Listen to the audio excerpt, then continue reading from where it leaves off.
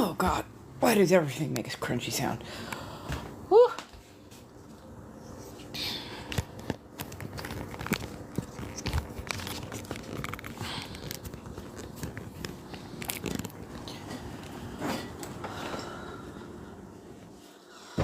Hello, Ella.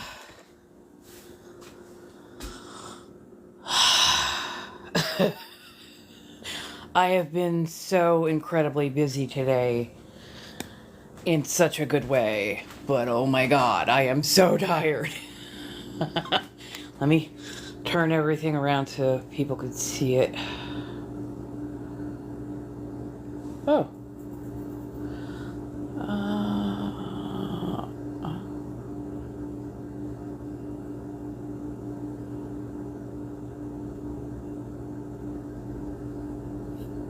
Okay, there we go. Yay, new goals and whatnot. Let me turn this around. Oh, so I have cleaned. I'm still gonna go in and like deep clean, but I got the major wipe down. Hey, Abby. Again, cleaned. Again, the minors, so that I've got everything, well done. And then, of course, we've got all of this stuff, which is just stuff I need to go through. I've already got the bathroom mostly done. Just gotta get stuff wiped out. I know, right? 1950s. I'm gonna have to leave it behind. I got my laundry room cleaned out. So this used to actually have a bunch of stuff in it, but laundry room is cleaned out. I'm also doing this kind of virtual walkthrough so that I have a digital record. Cause like I found, oh, they left behind spackling and stuff on the floor and it's from up there. Everything is in order. I got out all the cobwebs. I've been wiping everything down. More garden harvesting tomorrow. Yeah. San Pedro. As you see, the walls are even clean. So yeah, so far so good.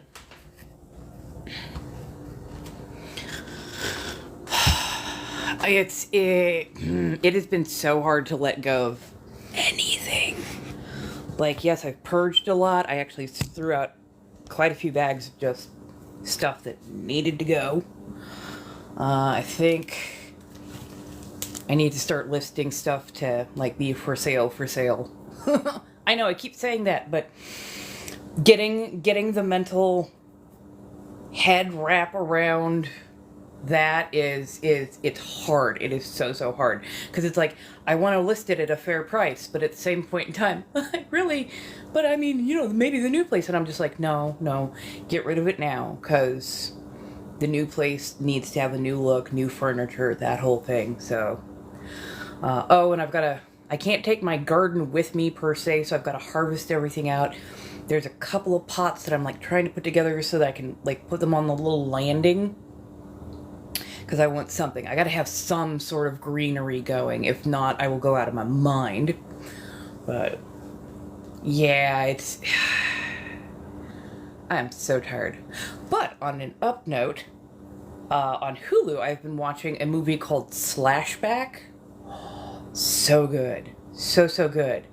And it's all Inuit based, and I love it.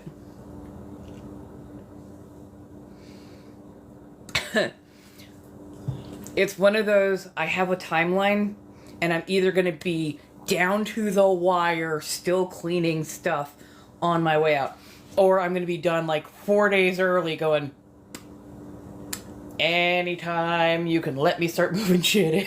So, hey, how's everybody doing? How y'all doing? Thank you so much. Oh, I'm tired, and everything is crunchy.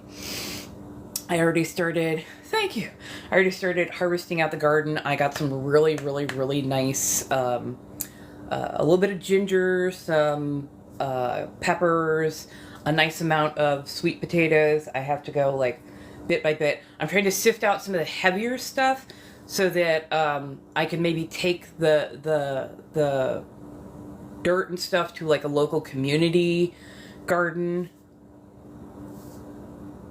Although, if I were to check out and see if there's a community garden in San Pedro, I could have a starter garden kind of ready to go.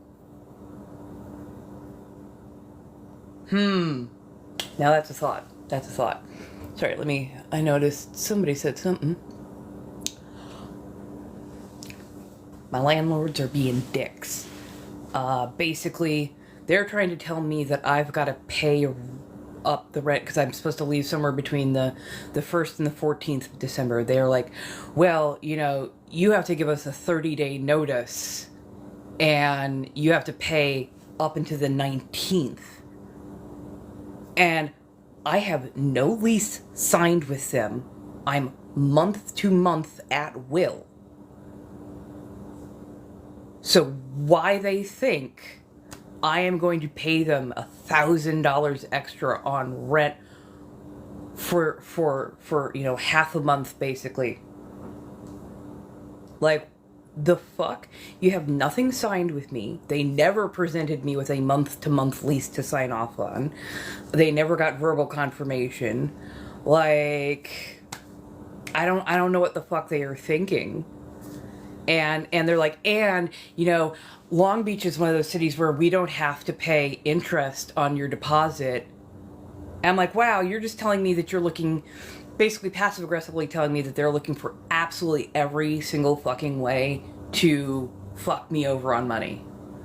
Fuck me over on being able... And they're like, but we really wish you well on your move. I'm like, I asked for a partial back, because it's $3,200 fucking dollars. I asked for a partial back so that I could get some of my cleaning done early, and so I can get, like, my moving boxes and whatnot.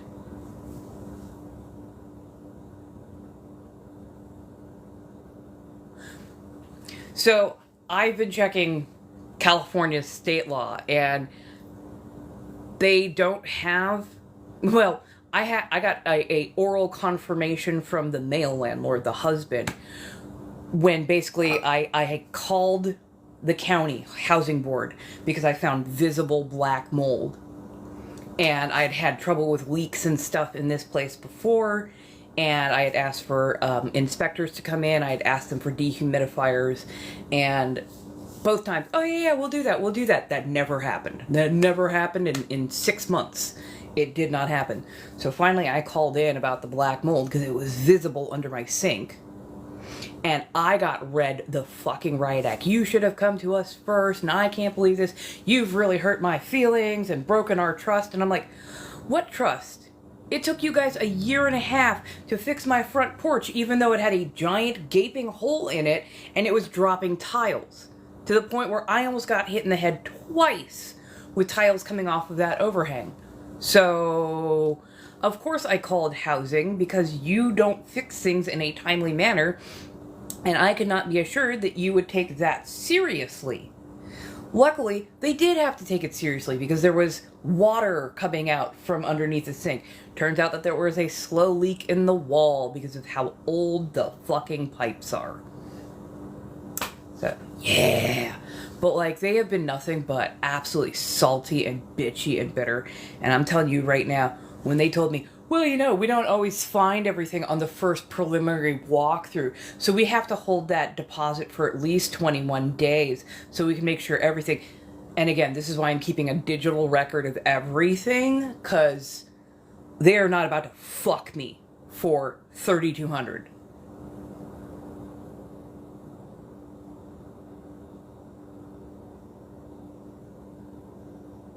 Luckily, they're not evicting me. I am willingly moving to another place, but they are trying to find every single way to hold on to every penny of the deposit.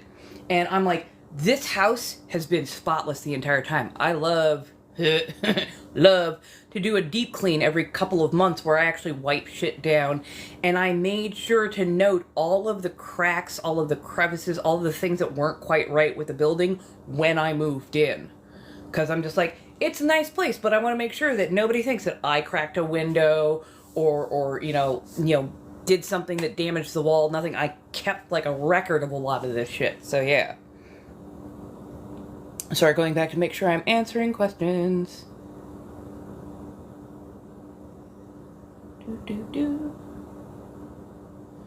Yeah. Luckily, and that's the whole thing, is they were going to send in somebody with bleach to spray it on there, which causes it to spore and spread faster because it feeds off the bleach. Luckily, because of you fantastic people, like telling me, no, do your research, I made sure to head that off, made sure to get an actual professional inspector in, get a professional to come in here. We got some actual mold remediation. But yeah, it was a whole fucking thing so far. Oh, I definitely am. I've already made like a laundry list, written it out. I just need to type it up, and I will be handing that into the housing authorities. Yup.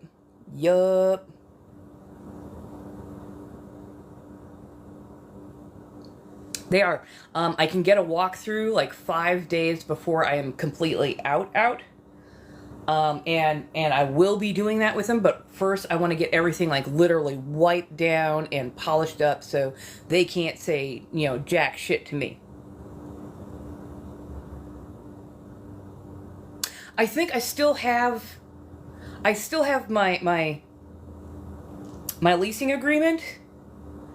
The next leasing agreement, I was supposed to be a year to year. The next leasing agreement, they shorted me by like 2 months.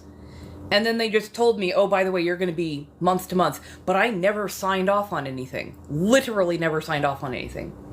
Luckily, they had to cover the inspector because I called housing. Housing called them and went, hey, you got some black mold in one of your tenants' houses. You need to get a damn inspector in there. I'm like, and I just had an inspector come back a couple of weeks ago and take a quick check just to make sure that it was in remission, which, yay. But yeah. Planning on moving very end of November, very beginning of December. Oh, they are being difficult and passive aggressive. They are palm colored. They are older palm colored. And yeah, they are trying it. They are really, really trying it. Oh, it can. It very much can, especially if they do not solve those problems in very, very quick order. They got like something like 30 days to actually make an actual market improvement in whatever has been reported as wrong.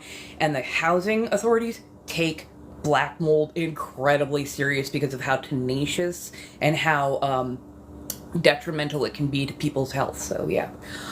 I am they, them. I am so they, them. I don't have an ounce of she, her in me today. I really don't. I am definitely gonna look into it, and like I'm gonna call up just asking about my tenants' rights. Just gonna ask about my tenants' rights. So yes, I know technically they can hold it for 21 days, but they better give me an itemized list if they take anything out. And I'm telling you right now, I've already spent about $30, $40, $50 on cleaning supplies. Just regular cleaners, cloths, all the things so I can make sure everything is squeaky. I am keeping a digital record, which is why when you guys see me on, I'm probably going to give you a little walk around. Finally, the house tour that nobody wanted. And then kind of going from there. Yeah. I'm doing okay. A little tired, a little worn out, a little bit crunchy because I'm, getting all this shit together. But so far, so good. Yeah. Oh, yeah. Oh, definitely. They're not taking it, but they're telling me that they are going to hold it for a full 21 days before they give it back to me, because they have to make sure everything's in working order. And if they try and hit me with a bill for fixing up the wall underneath my sink, I will take them to fucking court, because that was a problem that was already going on. This is a part of regular maintenance. That is on them to fix that wall.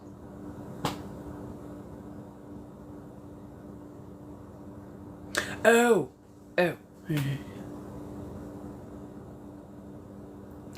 That part. But they are looking for every way to be passive aggressively fucking me because I called the housing authority and let them know that there was visible black mold. I got read the riot act by a 60-something-year-old guy who couldn't fucking handle the fact that I called housing because it took them a year and a half to fix my overhang patio. There was a giant gaping hole in it. It was dropping tiles, and it was letting the elements into the roof. They also didn't fix the roof for a year and a half, even though like every time it rained, any amount of decent rain, started getting like drips and shit coming through in multiple places. They still have not repaired. Ooh, there's something I need. Okay. So let me show you. Flipping the camera. So that's where the major leaks were coming from in the attic. And it actually caused these deepening creases on either side.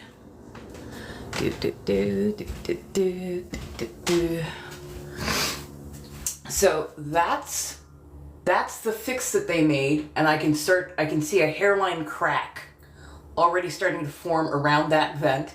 They never sanded it, they never painted it, and they never fixed this part of the ceiling, which is where the major leakage was coming through. They also never fixed the underside of this window, which is, again, where major leaks kind of come through, and they love to run right down this wall almost directly into that particular electrical socket. Right. Oh, super sloppy. And this is a craftsman home. It is 100 some odd years old.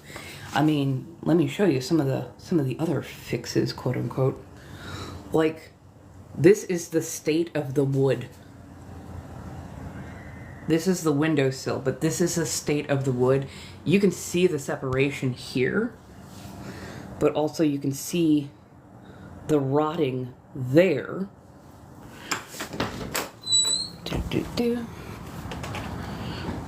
And they have never fixed this.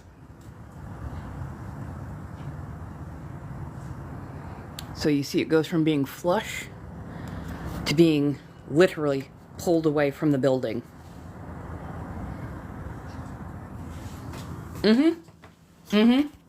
Oh, I know. Oh, yeah. Between the termites, the wood, hell, even the door on this damn thing.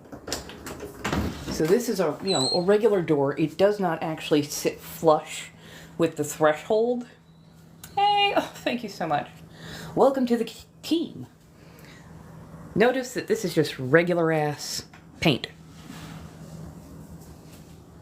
Not weather paint. It's already chipping away.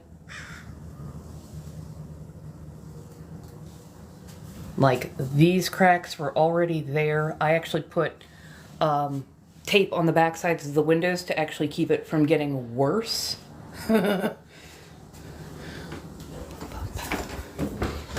You can see where there's been water damage from the times that it's rained really heavy, and because there is a gap under that door,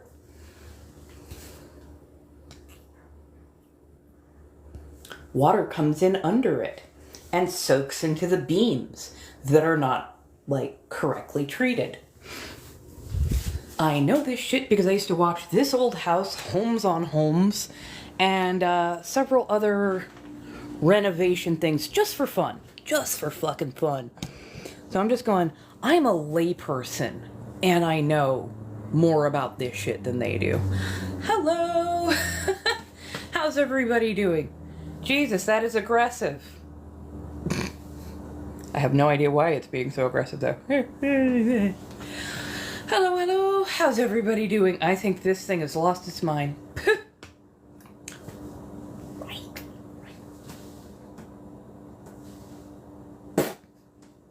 Sorry, I was maybe if I step up. No, apparently not. It's this thing. Anyways, but yeah, like, so today I did basically a hot mop. I think it's stuck on a loop, honestly. There's so many baddie things that have been going on here, but yeah. So basically I went and did hot mop today, wiped down a lot of surfaces with a nice cleaner and whatnot, hit things down with with the cleansers and whatnot, and then gave it a rinse. But yeah, sent like a super hot mop across as much of the flooring as possible, and it's got 2 nice bucketfuls out. It's so aggressive. I'm sorry. It's so happy. It's so happy. Like, I did not ask it to do this. I have no idea what's going on. It's like one person sent one of those and now it's stuck on a loop. So thank you all so much. Hello, welcome. Welcome to the absolute mayhem. I've been hydrating. Same. I'm happy that I'm moving, but it's also like, oh my god, it's a lot. And it said, feel my joy. You're not wrong. Ooh, so let's see. What do I have left?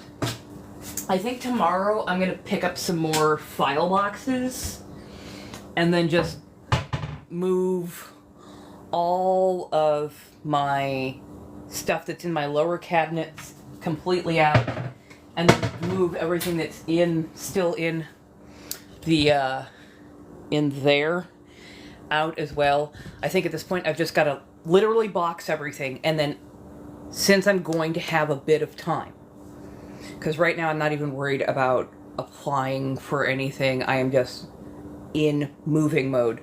I think I'm just going to slowly go through, find everything that needs to just be purged, try and sell off some of the stuff. I know it's so hard for me to fucking part with shit. It really is. But I know it needs to happen, especially since I really want my new place to have a different feel.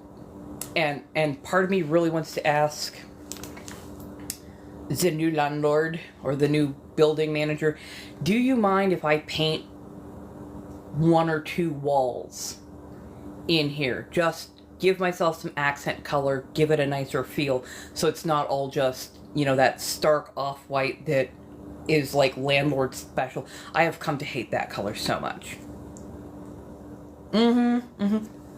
It's like, I know I need to purge, but it's really, it's so hard, because I'm just like, oh, but I love it all, but I'm like, I need my space. I need my space, and the space needs to be new. Quick bio break, I'll be right back.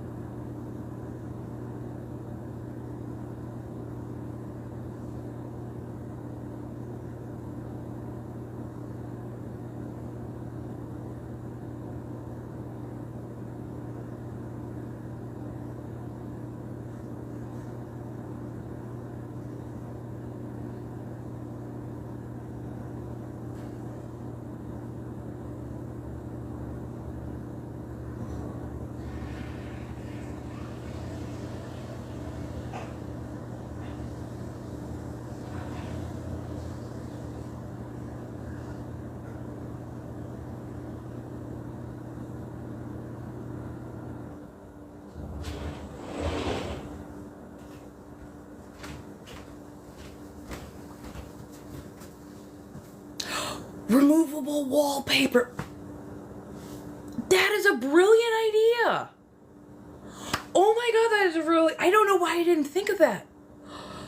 Oh, hell yeah. Oh. I'm sorry, I love that. I'm trying to honestly commit that to memory, because fuck yeah. Oh, removable wallpaper is a way better idea. Hell yeah. Oh my god, yes. And I'm betting that they've got some pretty interesting colors and patterns out there. I would love something very Victorian-esque. So, in my brain, it's roughly the area to work with, like the living area itself, is going to be roughly 10 by 20. You know, I've got kitchen that's another couple of feet, and of course the bathroom. But I'm like, it's a 10 by 20 kind of ish area that I'm going to have to work with. So, if I could do like 2 walls of a different color, and then, you know, the other half, like almost like a Lucy and Ethel, just divide it down the middle and create 2 different areas to just have and work with and chill in. So one could be like studio, filming, you know, all that kind of stuff, and some hobbies and whatnot. And then there could be a bedroom area where I've got like the dresser, the bed, some other stuff, but like create like a living area. I really want to take a run at actually decorating for once, even if I'm going to be there just a couple of years and whatnot. I still want to take a run at making it feel like more like my place. So when I get my place, it'll be a thing.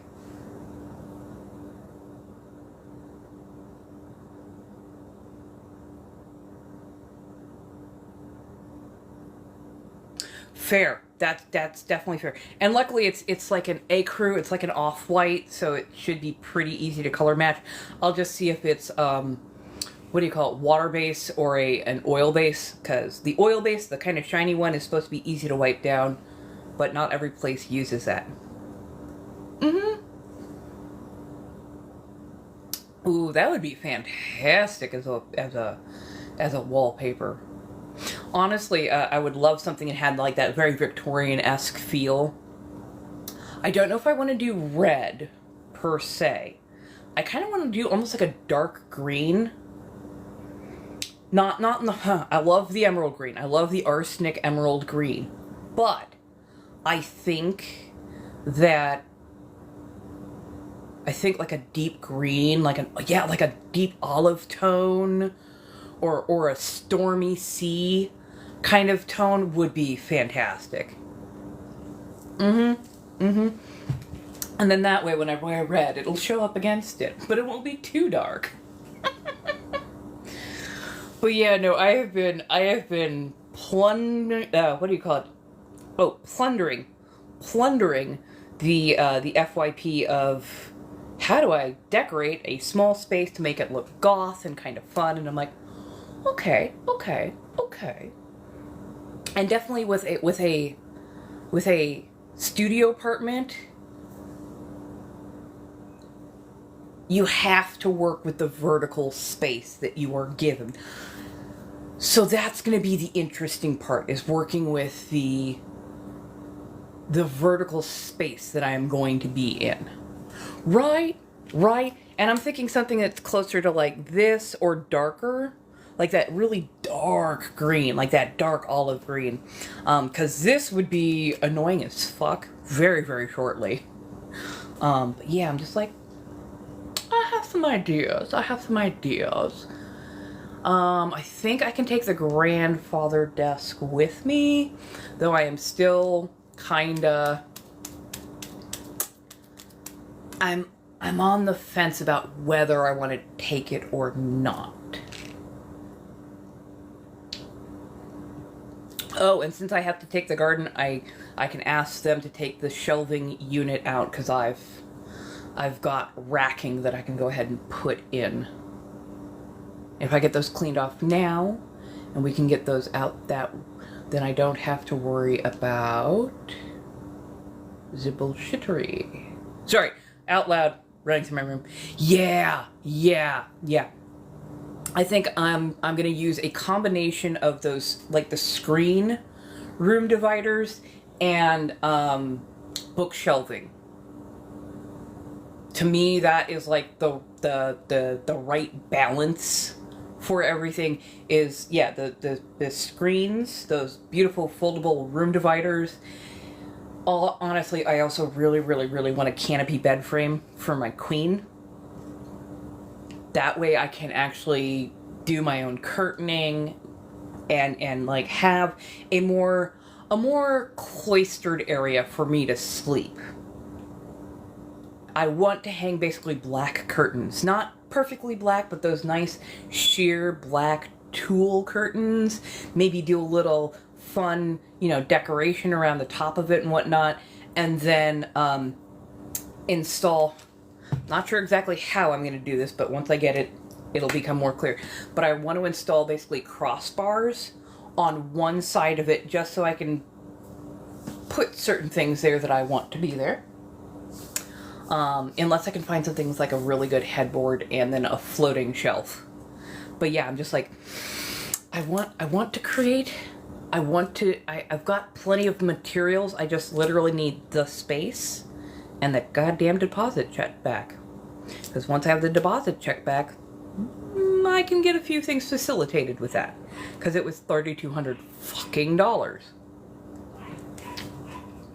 Thank you, darling. Thank you so much.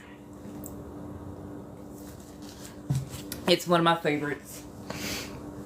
Gotta love a Deadpool shirt. Pardon as I sip on coconut water.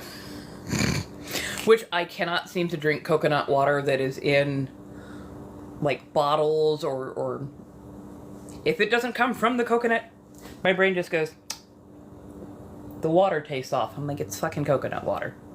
Yeah, but it doesn't taste right. I'm like, because it's not directly from the source. Hello everybody, how are we doing tonight? I know that I have my tarot cards around here somewhere. If people do need their cards read, by all means I can find them. So, yeah.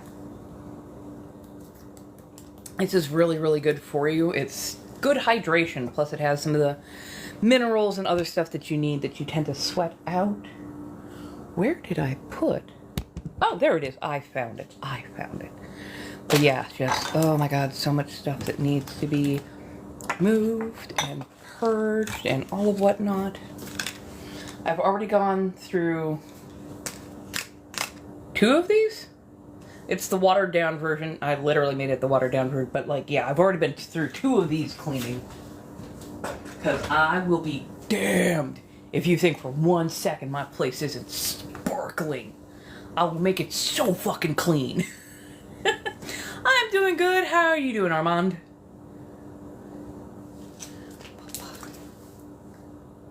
Let me turn off the...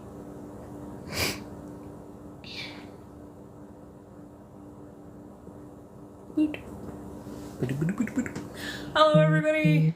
How are we doing? Oh, this is gonna be wild. This is gonna be so wild.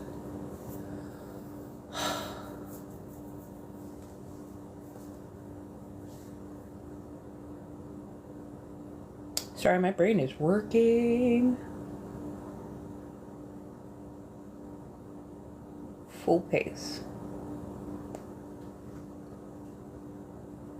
Oh, just got back from grocery shopping. Look, yeah. How was grocery shopping? What'd you do? What'd you find? Don't ask. My brain had a moment. Go ahead and say what you're going to say.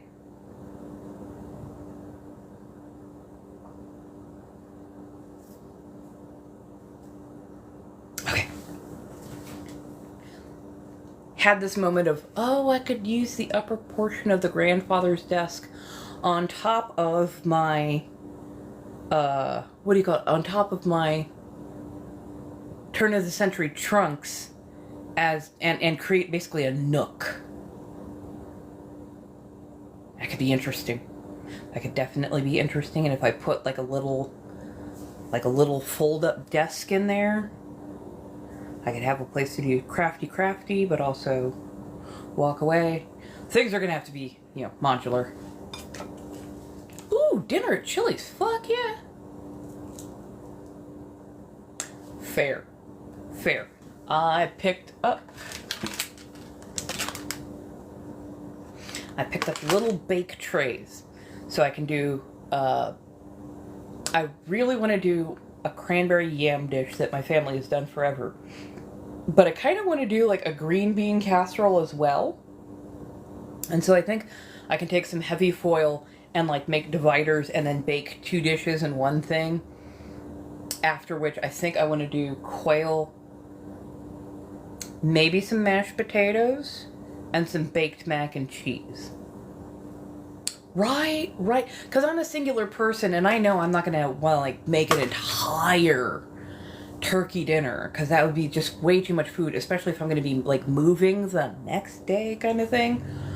Yeah, much better to like err on the small side. Plus, I picked up little tartlet things, so I can make myself some like mini pumpkin pies. And yeah, I'm just like, everything will have a shorter bake time, and I'll be able to store it a little bit more easily and whatnot, so yeah.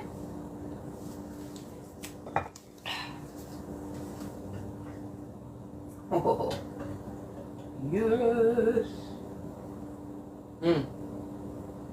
Okay, time to heat up some rice. Oh yeah. Oh yeah. This is a whole young coconut.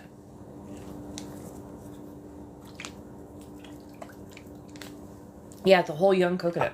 They sell them usually at Asian markets. You know how usually you'll see the drier ones that have all the husk pulled off? This is part of the husk still kind of left on it. Here, I can peel this away. Yeah, this is like my favorite way to get myself some coconut, and coconut milk especially, because it is delicious, and it's also very, very hydrating, and replaces a lot of the minerals that you would normally lose when you're like sweating and moving around and everything. I absolutely adore these, because basically it's wrapped in cellophane, and then it has this on top with a little extended stem.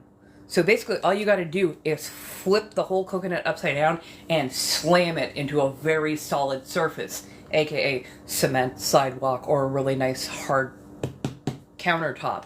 And it pushes it in, and then you just run your straw down and you're good to go. Oh, hell yeah. Peaceful weekend. Fuck yeah. We do love a good peaceful weekend, I'll give you that.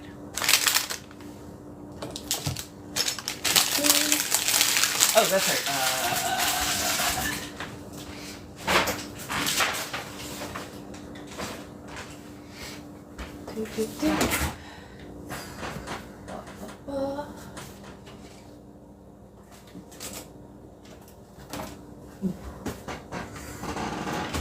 No.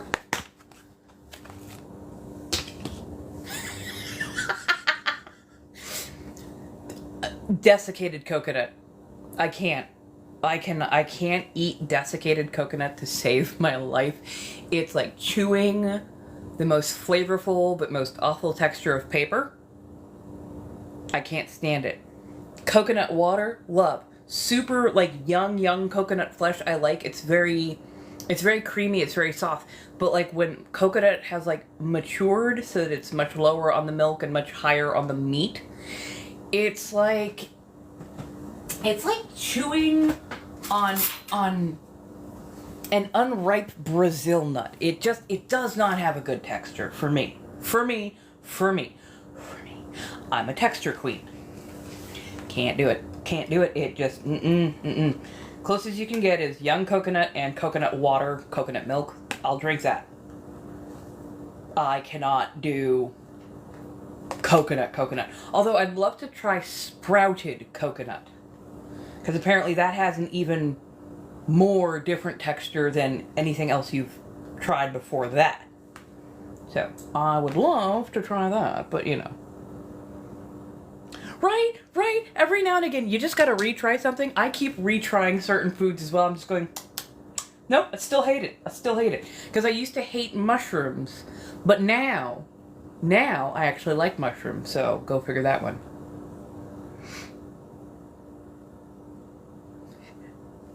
Right? Like, I think there's a lot of people out there who just, like, can't do coconut. But, you know, it happens. Really? I have learned to like them more and more, but I still cut them up very, very finely, because I like the flavor. I don't always love the texture the texture can be kind of fallacious. Ah. Yep. I was there. Oh, I can't.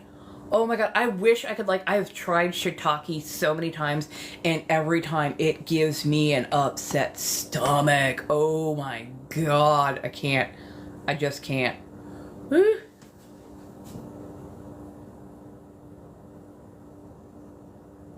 Oh, shit, that's not what I meant to do. Sorry, I just thought I saw somebody walk in who I know. Sorry. Wouldn't let me to pop up so I could see. How goes? How's everybody?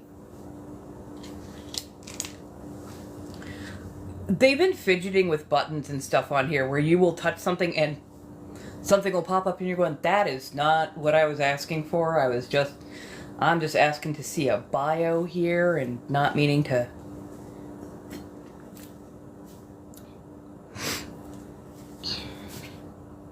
Wait, maybe I'm smart? Maybe I'm smart.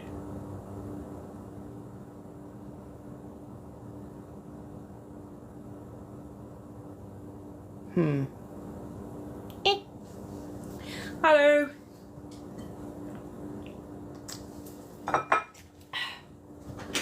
Okay. Hello. But yeah, no. Shiitake always gives me an upset stomach. I like them in theory. They're pretty. They smell nice. But when I eat them, they are just...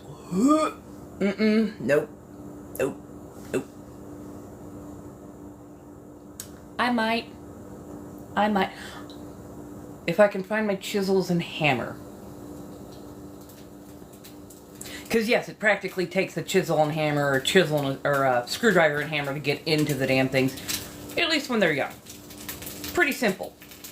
When they're older, oh, you're going to be going at it. No. Currently, no. Especially not since I am moving. I made certain sacrifices like, I can't have pets right now because I'm going to be moving. So, I got rid of my planted fish aquarium. I turned over my frogs and fish to a very nice local pet shop so that they could have better homes. But yeah, I wasn't about to, like, make fish go through that kind of a move and possibly even crack the tank. Because the tank was a number of years old, and it honestly was kind of not doing so good this last go around. So yeah. Oh god. No, I'm just doing a little bit of rice. Which do. Go do it. If you're thinking that you need to fill it, it means your body's already thirsty. Don't ADHD that shit. Go fill it now.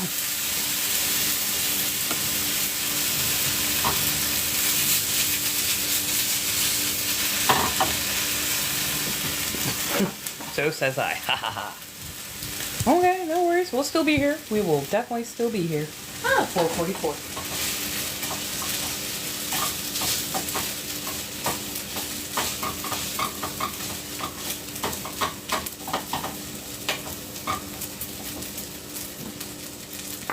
Yo!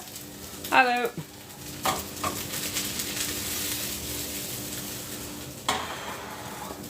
So yeah, I think I might take a little bit time off of, well, I mean, I've already taken time off of posting, like, videos, but I may take a little bit of time off as I'm getting everything moved, because I need to make sure that I'm, focused and doing the things, and also I'm going to be just super tired.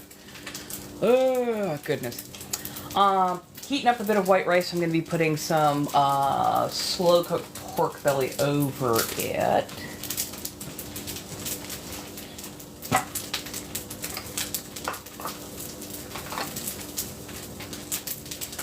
And I need to put my teeth in. Turn that off. Where did I put that? There we go. Hello. Right, right. There is so much going on. Like, I keep forgetting, even though I've moved like every 2 years for the last decade or so of my life, I keep forgetting how much is involved, but I do get a little bit better at the process each time. And I just know that like this coming week, I'm gonna have to be like on top of it, of going through purging what needs to be purged, move what needs to be moved, take what actually needs to go with. But yeah, it's a lot. It's a lot.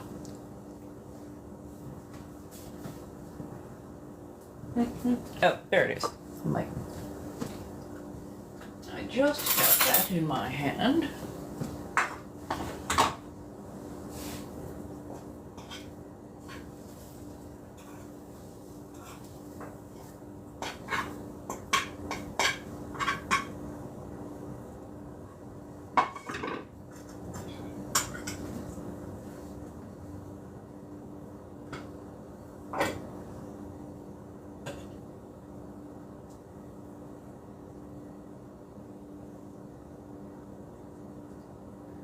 And we will leave those in there.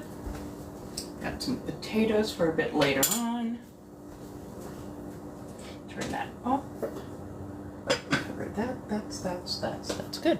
Okay. Yo. Oh, these? Yeah, Craftsman. I absolutely adore a good Craftsman because, yes, they have little drawers, little cabinets, and all that other kind of good stuff, but yeah.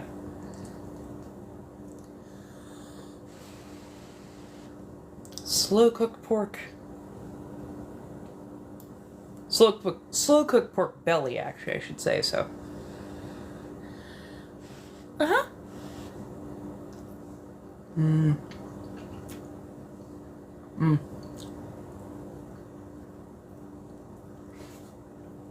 Did a bit of onion, garlic and onion powder, of course, salt, pepper, and just a touch of gochujang. Right now, there's actually nothing in the cabinets because I'm moving out, so I'm clearing everything.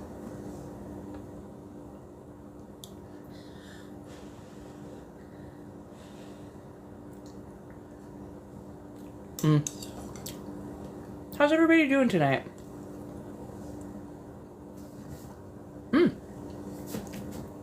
Doing some slow cooked pork. A little bit of white rice. Potato. Lower rent and less shitty landlords. The long and short of it. I'm paying basically $1,800 to be in this 1-bedroom Craftsman apartment while they kind of let this place decay. And, yeah. Nope. No makeup today. I've been cleaning all day. I've been pulling up my back garden. I still need to go out and, cut and clip and toss some of the stuff away, because, yeah. But I am going to check out and see if there are, like, local community gardens in San Pedro where I'm moving, so maybe I can actually move some of the stuff I already have there. I am currently in between 9-to-5 type jobs, but I am still doing things like reading tarot cards, artwork, resin, all that kind of good stuff. Just for the next week, though, I'm doing nothing but getting stuff ready to move so I can get into my new apartment. Right? It's like, I love this place, but they have done almost nothing to upkeep this place. And I mean, the fact that they told me that the cracks in the wall, oh, don't worry about it. We could go in and patch those up, but don't worry about it because, you know, every time this house settles a little bit, because it's 100 fucking years old, every time it settles a little bit, it's just going to make another crack. And I'm just like, did you just tell me that you're not going to fix a crack in the wall because it's not a quote-unquote load-bearing wall, which is the most jack-asinine thing I have ever heard. It's not a load-bearing wall. Every wall is a load-bearing wall of some variety. Motherfucker.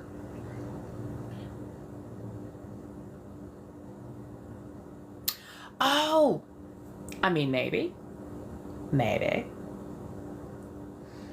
I've got to take another look at the the overall setup, but I think a lot of stuff is going to be in cabinets, but I still might have room for like a rack that I can build up in front of one of the windows and put my pots and pans there. Ooh, actually no, if I turn that just a little bit, I can make more of a enclosed space, giving me the illusion of a room. Huh. Mm-hmm. Yep. Southern California at that. We're doing a slow cooked pork belly. And white rice. I do also have potatoes and I have some greens, but right now I just need a little bit of food. Protein. Mostly the protein. How you all doing today, my dears?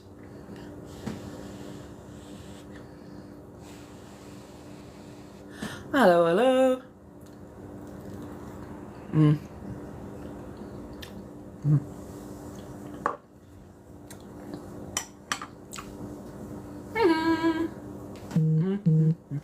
Oh yeah, it is Friday.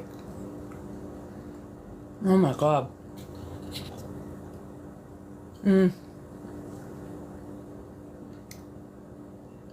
I knew it.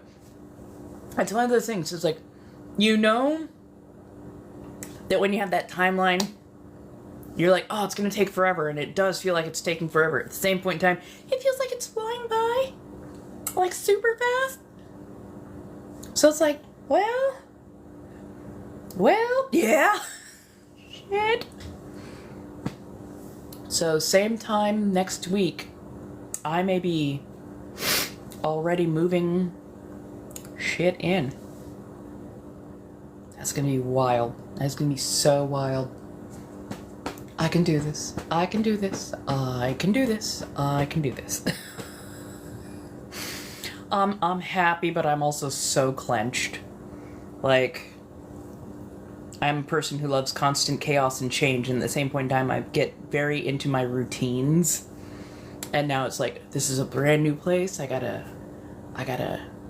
still need to actually go visit the place. Right now they're busy ripping apart and finishing off the bathroom. So I gotta wait.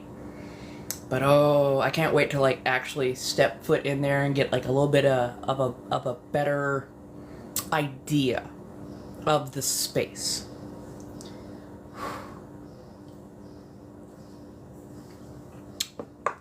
So, friends are probably gonna come by next weekend.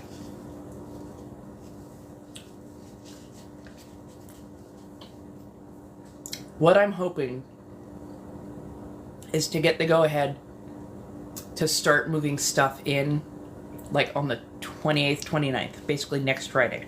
I'm hoping to get that so that I can pack and do at least 1 or 2 drives with a carload or 2 of just boxes.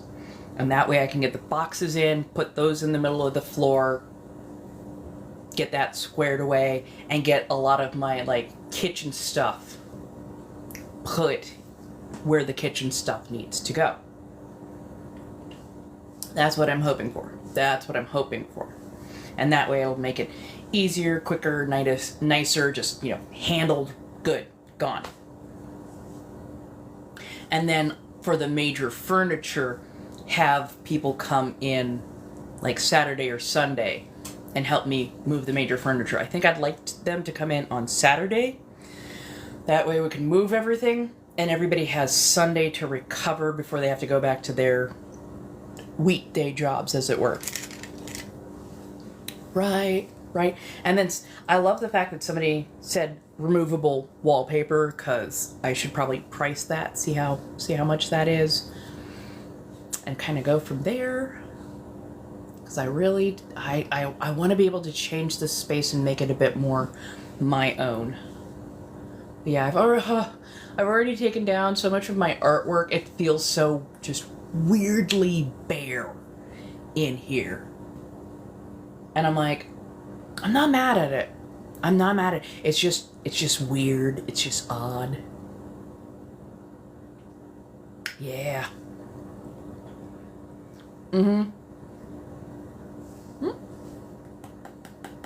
This, it's an actual coconut. Huh. This is basically a young coconut with a little stopper on top that they place, and you just give it a good hard slam into like a good solid countertop or cement. Anything that has a good sturdy surface to it, you slam it, it forces the little pipe down in there, and then you just run your straw through, and it's like the old school Capri Sun, but slightly less room for error. Hey, how's everybody doing? Hey, Alicia. So I'm gonna contact them, but I'm gonna contact them after the move. That way I'm not completely all over the place and missing shit because I'm busy trying to get packed and freaking out and stuff. So yeah. Asian supermarkets. Asian supermarkets are like, and this was like $2-3. Not too bad. So yeah.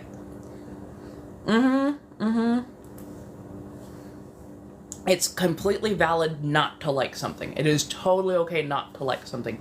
I have found this is one of the only ways that I can drink coconut water, coconut milk, because the stuff that comes in the cartons doesn't taste right to me. It really doesn't taste right to me, so it happens. Hello, hello, hello.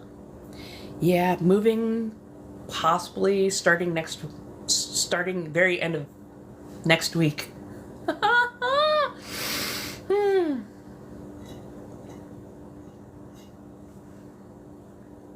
I can't do desiccated coconut or like the dry brown coconut. It is too, you chew it forever and it goes nowhere, and no thank you. No thank you. Young coconut, on the other hand, really good meat because it's soft, it's very tender for the most part. And I like the flavor of this water rather than the water that comes out of the dried ones. The dried ones don't, the flavor has changed. I will definitely agree with you on that.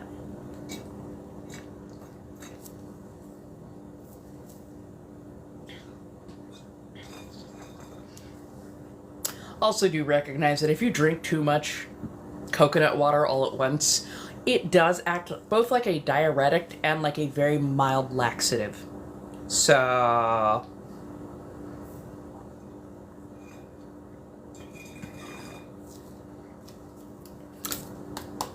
this is young coconut. It'll come with the white still on the outside.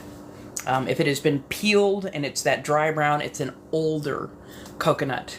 And it has less milk usually in it and a very much thicker, heartier, more like nut meat.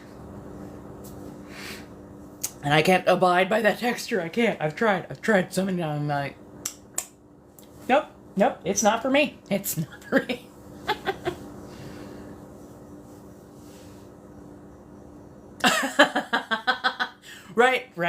Right. Like, everybody has to try it at least once. It's that curiosity factor of trying it at least once. And some people are like, yep, this is the only thing I'm ever going to drink ever again. And other people are like, oh, no. No. Oh, no. Oh, no. And it's like, yeah, that's valid. Right? And it's okay. It's okay because, like, some people, they taste something that's, I guess, a little bit more metallic to them, and it makes it very unpleasant. I don't pick up that from young coconut. But, like, it's the texture of coconut meat that I cannot do. It just, you sit there, it's like chewing cud. You're just chewing and chewing and chewing and chewing and hoping the fuck that it just, at some point, becomes swallowable. That you can actually force it down, but no, it just sits there forever. I just can't do it.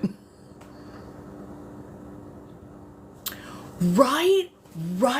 If it was more cost effective than soda, possibly. I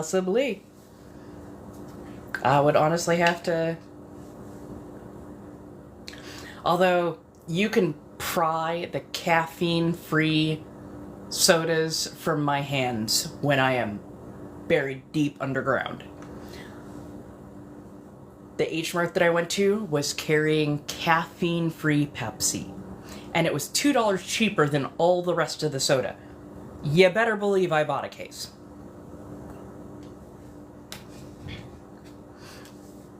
That is fair. That is fair. There are different types of coconuts. There are different breeds, I guess you could say. I need them young so that the flesh inside is practically like only about yay thick and like butter. I can eat that stuff, no problem. The moment it has like that kind of slightly crunchy texture, can't do it. Can't do it. So I'm thinking of doing the new place in kind of a goth theme. I really, really want a canopy bed. I want to put black, like, tulle, like thin, filmy, silky black tulle as curtaining on it. You know, I wanna give it kind of a gothy feel for the bedroom area, and then for the area that I'm gonna do like hobbies and then film and stuff in, I think I still want some opulence in that area. But I'm trying to decide like how I want to decorate. I know I'm probably going to end up with a maximalist style, and that I will probably go very gothy. I think I'm going to lean into that witchy era.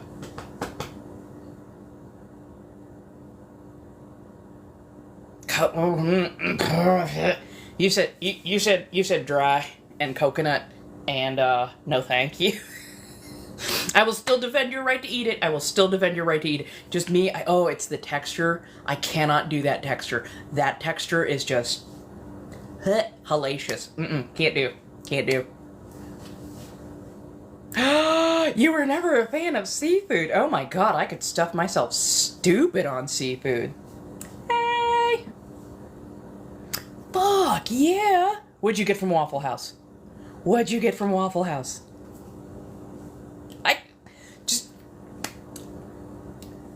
Coconut, like regular thick meat coconut, can't do. And dried coconut, can't do.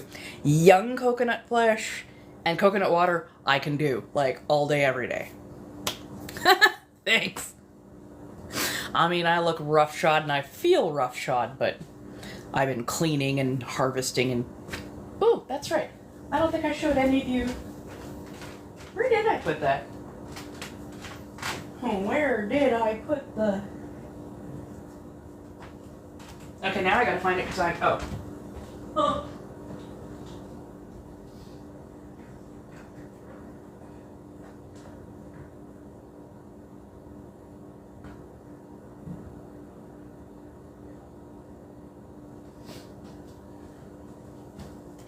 I still have like 3 more tubs to go through. But yeah, this homegrown sweet potato. I got like... So far I've got about 1/3 of a pail. Plus some peppers and a little bit of ginger. Literally, I grow them for the vine. I like the vine. The vine covers a lot of area and it keeps places cool. So I adore it that way, but like I think I had it in the ground for at least a couple months. Probably the better part of a year. But yeah, I left them in there, let them do their thing. 10 days sober. Fuck yes. Occasionally I do. Currently I've harvested out quite a bit. I think we've just got just enough light left in the day. Actually, I will show you.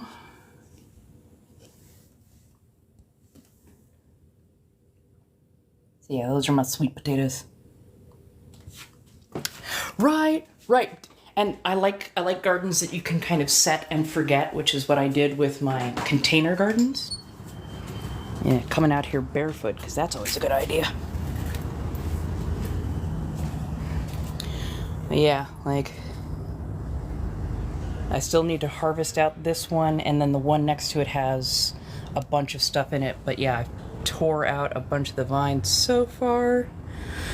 This one is going to take forever to like harvest out, and I'm going to see if I can actually save some of the vines from this one and take it to the new place and set up like a micro garden.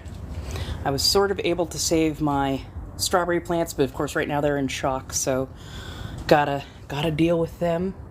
I'm figuring out what to do pepper plant wise, seeing if I can maybe take that with me.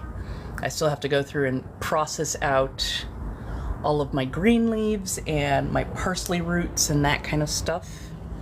But yeah, I'm just like, I have gone through and decimated this thing. And then of course I've got to get this stuff off there because that was my loofah plant.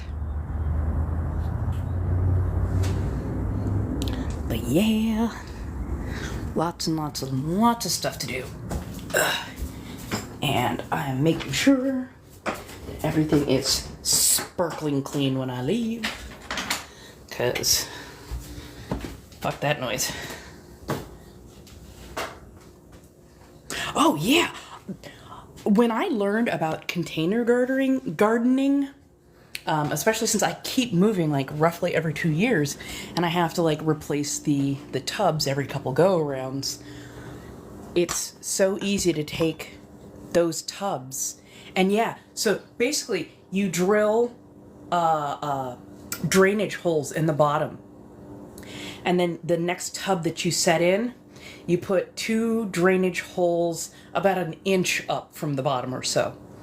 And then when you set them into each other, excess water will drain into the underneath and work like a reservoir, so anything that has deep roots will find the water just fine. But yeah, it acts like a reservoir. So if you accidentally forget to water something and it's already got its deep roots set, you're good to go for at least a little bit. And because you have those 2 extra little small drainage holes, that allows for excess water to flow out. So in case you have like a heavy rain or something, your plants don't drown. So yeah, it's all about getting the right kind of drainage. All of that is like really rich soil from like the last 2-3 years. Because I was like, I'm going to do vermiculture, which means adding worms and like almost like a worm compost pile. But I was like, we're going to bury a layer of decompostables at the bottom. And basically, layer of dirt, layer of decompostables, another thick layer of dirt, add some worms, thin layer of dirt, seeds, thin layer of dirt. And then let it go from there. So yeah, I'm going to have mint and yams forever. That and narcissus. Nasturtium flowers. There we go. But yeah. I mean, there's plenty of awkward moments, but apparently I cover them really well. I can't. Hey. That is always the hard one, because it depends on the depth of the mental health crisis. Some people actively need help. And unfortunately right now, at least in America, we do not have good mediators that you can call on. You've got people in the white lab coats that'll take you for a nice little grippy sock vacation, which tends to freak more people out than help calm them down.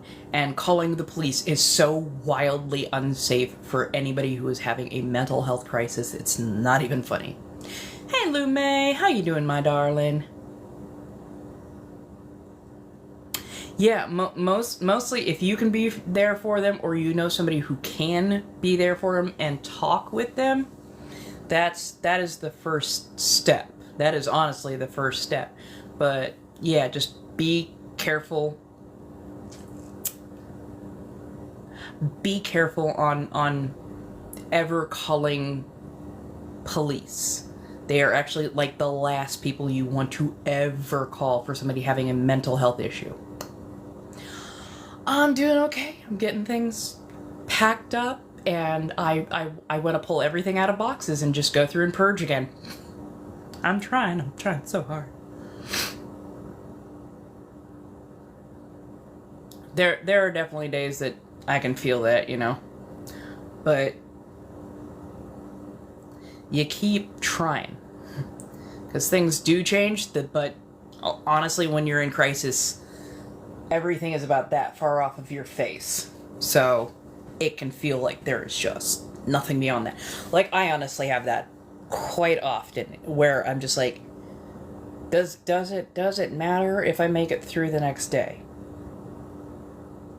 Because, you know, it's hard for me to see past survival mode, which is directly in front of your face. It's hard for me to see, like, long term. Hey, thank you so much. Sanguine, it is a deep red color. It also is sometimes very much associated with the deep red color. But it is also Renaissance humor. A humor that is actually connected with the blood. And it means ambitious, driven, passionate, fervent, feverish, singular-minded. Not narrow-minded, but like hyper-focused. And I'm like, that would be me. That would definitely be me. Thank you for the little aliens. I appreciate those. Oh, man. Once I'm in this new place and I get my fucking deposit check back from my goddamn landlords, well, we're gonna be putting down that deposit on the new place, making sure that bill is paid. I think I have to update my phone. My phone is definitely old enough where it is having some problems. So I think I'm gonna update my phone and maybe one or two other small things, and then I'm still gonna be the thrift store queen. But yeah. But I also, now I need to look into community gardens near the place where I'm gonna be moving, because if I don't have to get rid of everything, it would be kind of nice to have a place that I could go and visit a couple times a week and just garden, do the thing, you know. Hey, Milk, how you doing? I'm doing okay. A little bit tired, but in a good way. I got a lot done. I got a lot of cleaning. A lot of stuff got wiped down. A lot of stuff got, cleared out. And now it's just a matter of all the little bits. All the little bits. Aw. Hopefully it's a good cry. Hopefully it's a good cry.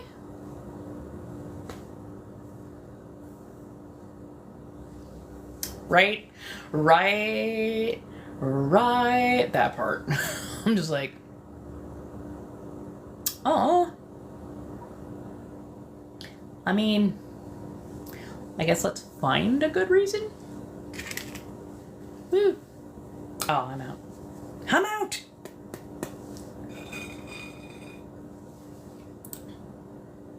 Why don't you want to be 23?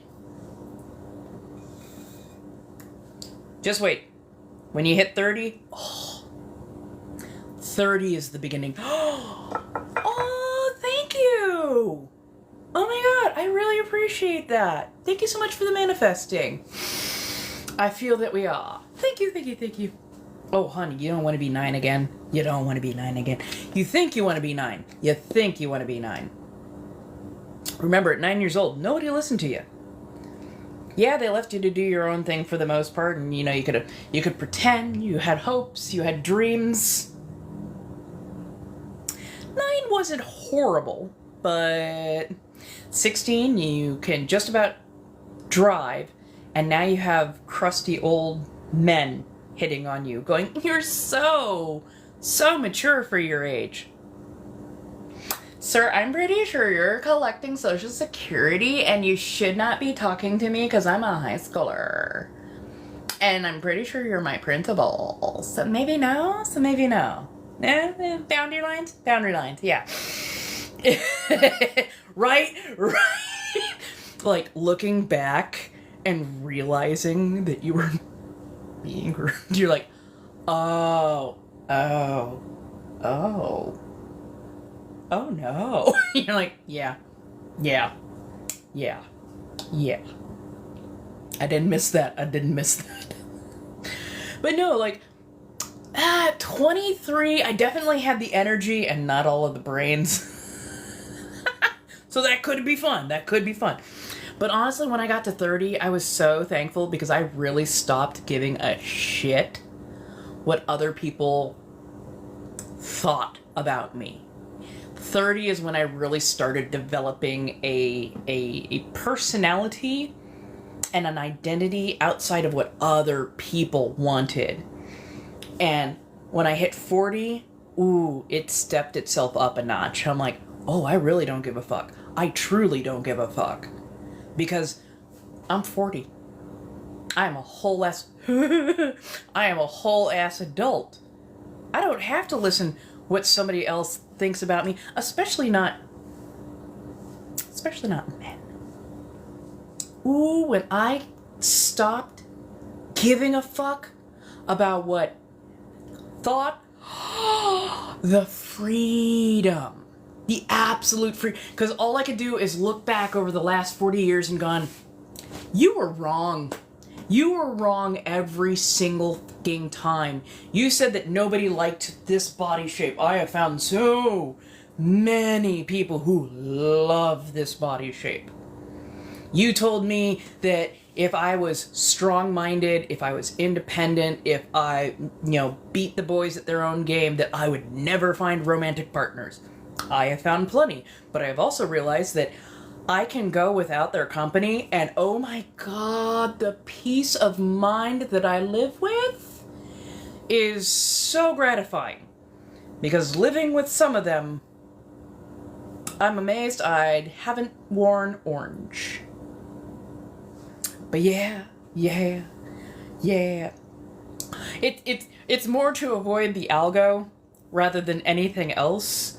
But also, oh god, I know it sounds so awful when it comes out of my mouth this way. It's not every one of them, but it's more than enough of them. It is more than enough of them. Definitely more than enough of them. Yeah.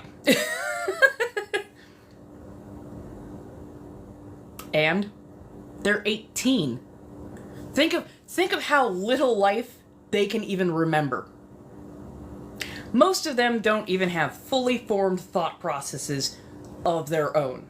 Most of them have no idea what their identity actually is. They're going, I'm a vegan who's also a pescatarian, bisexual, pansexual, trisexual, demisexual, omnisexual, heterosexual, cisgender, trans person.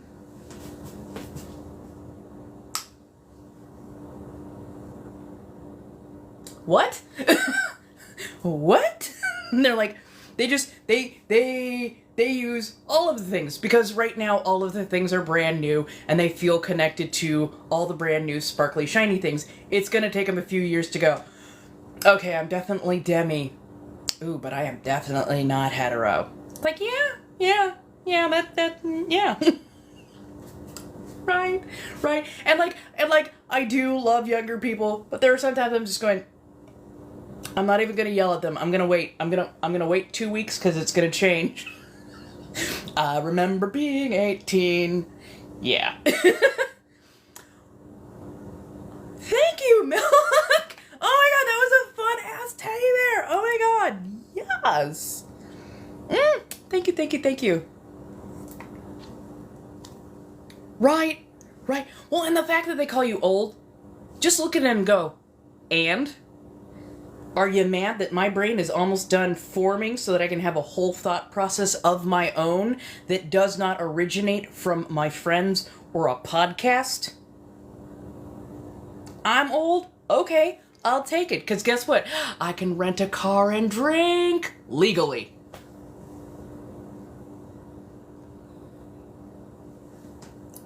Some of them are okay, some of them just really don't know who they are, and I take everything out of their mouth with a grain of salt and a whole lot of understanding now that they don't know shit.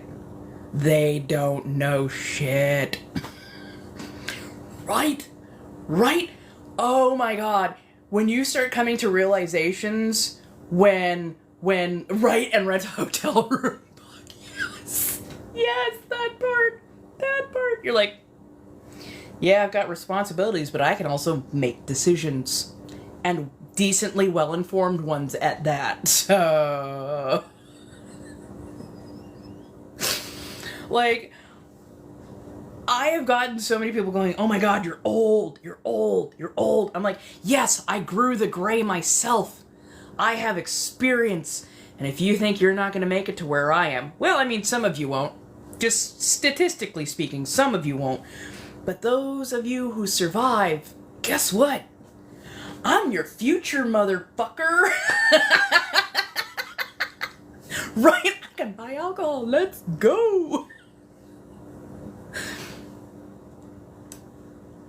But again, the age, it's, oh, thank you so much, Verse. I appreciate the galaxy. I truly do. Ah! But no, like,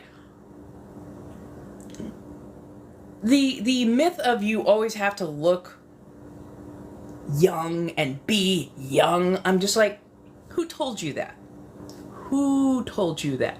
Who told you that your worth is only between 16 and 21? Because I'll tell you right now, those people are not good people. Those people who tell you that your peak is somewhere between 16 and 21 are people who are trying to be predators. They are people who are trying to trick you into giving things that they want, but that will ultimately harm you. So you haven't even begun to understand your amazing self-worth. And it only gets bigger as life goes on because you have a way more experience, way more knowledge. You have become far more assured in who you are as a person. Like, there is so much more to be had once you are a little bit more sure of who you are as a person. And anybody who tries to break you down from that, they got some very, very bad programming, or they're straight up predators. So, yeah. Thank you, thank you, thank you. I appreciate the big gifts. I thank you on so many levels. Like, they do something for my ADHD brain, mostly with the bright graphics and whatnot, but I also appreciate the thought, the giving, the everything.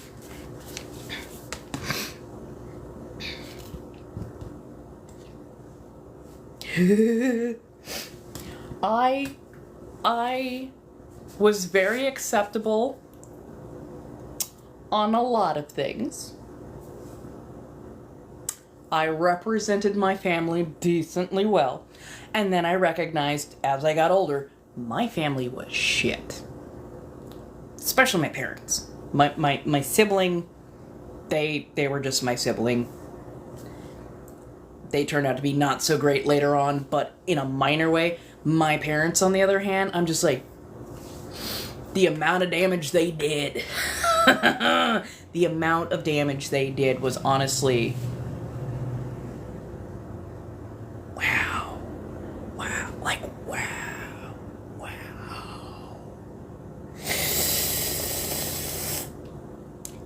Basically, they taught me that if I was facing the world, I had to put on, the happy face, the nice face, the good face, the kind face, the face that has absolutely no problems, the face that is ever so wonderful.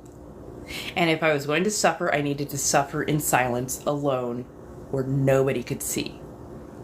It set me up for failure.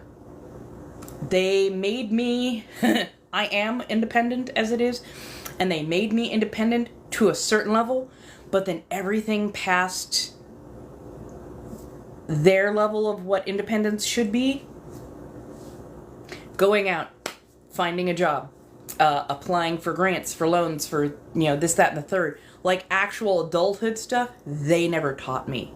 And they actively discouraged me from being independent.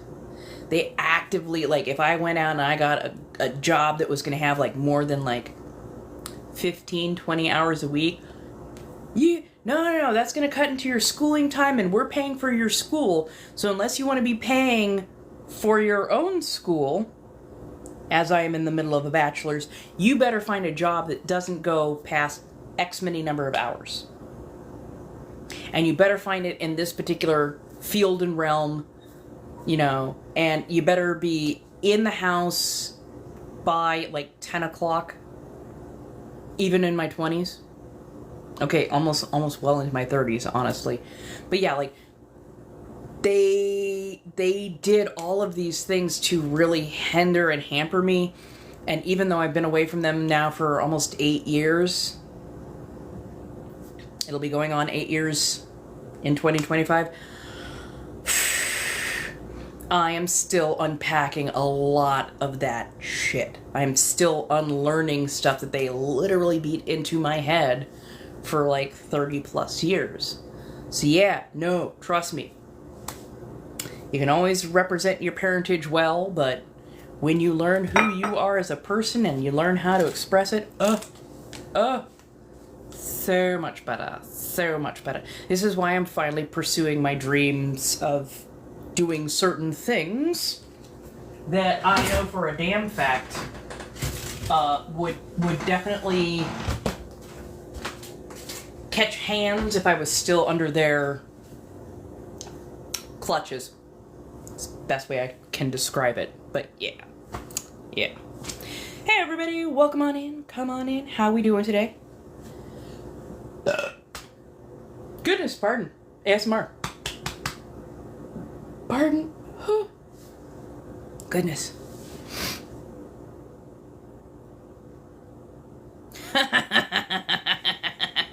Oh, they've tried. Oh, they have tried. They have tried. And I literally... Because here's the thing. They went, oh, well, you know... Thank you. Lightning hands. They basically went, well, you still have to have contact with us because the phone that you have, we're paying for the plan. And the vehicle that you're driving... A whole lot of fuckery behind that. But the vehicle you're driving has our name on it, not your name on it. So you know what I did? I showed the fuck up. At their house. Phone in hand, keys in hand. Set the phone and the keys on their front porch, rang the doorbell, walked away. My friend is sitting in another car. I got into their car, we drove. That's what I did. I was like, you want to make this harder than it has to be? Okay, I'll make it almost damn ass impossible for you then. Take your vehicle, take the phone that you paid for, and go fuck yourself with it. I don't know how I'm going to do it, but I will find a way to get a new phone. I will find a way to get a vehicle. It has been some fuck shit for the last several years, but doing that cut almost every way for them to contact me, because the only contacts that they would have, well, I mean, they'd have to get into my phone to do that, but in order to do that, it would brick the phone, so fuck them. But yeah, when they did try and like reach out, I told all of my friends, if they call you, you have no idea how to get a hold of me. If you contact me with one of their messages, A, I will make them choke on it, but B, we will also not be friends anymore.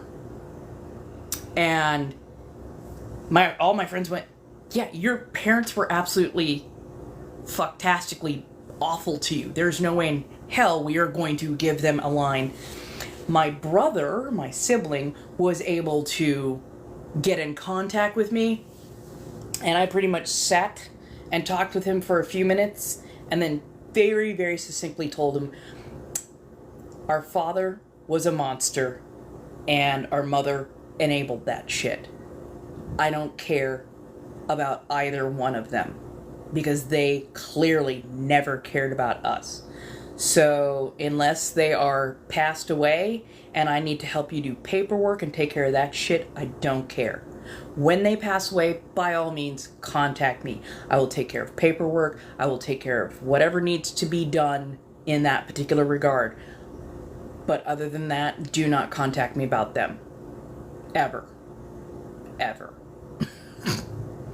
And honestly, I kind of cut my brother out as well later on for other reasons. And I'm just like, again, if somebody passes away, you can contact me. I will help you with paperwork. I will get other stuff done because, you know, you got shit to do with your business. And that's fine. You can take care of your business stuff. But other than that, don't talk to me. Straight up. That part. Absolutely that part.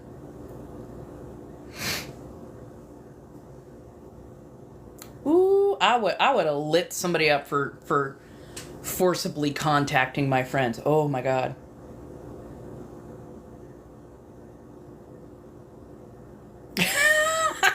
Fuck. Oh my god, Hey, thank you so much first. I appreciate. Right. And I've let any of my friends know, hey, if my family, especially if like my parents show up at your house somehow, because I have given them no addresses nowhere. There's a reason I don't write a lot of shit down. But like if my family somehow shows up at your house, you have absolutely every right to call the cops. Please do. Please do. Hey, how you doing, big one? Oh my god, I haven't seen you in a hot minute. I hope you're busy in a good way, though. I'm hanging in there. I'm hanging in there. I'm packing. I'm getting ready to move, all that kind of good stuff. So yeah.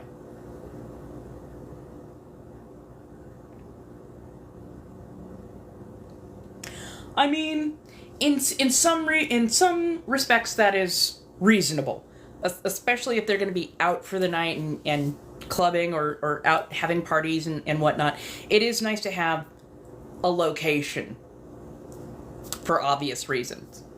But yeah, like, trust me, my parents were never that cool where they're going, we just need you to have the location on. Oh, no.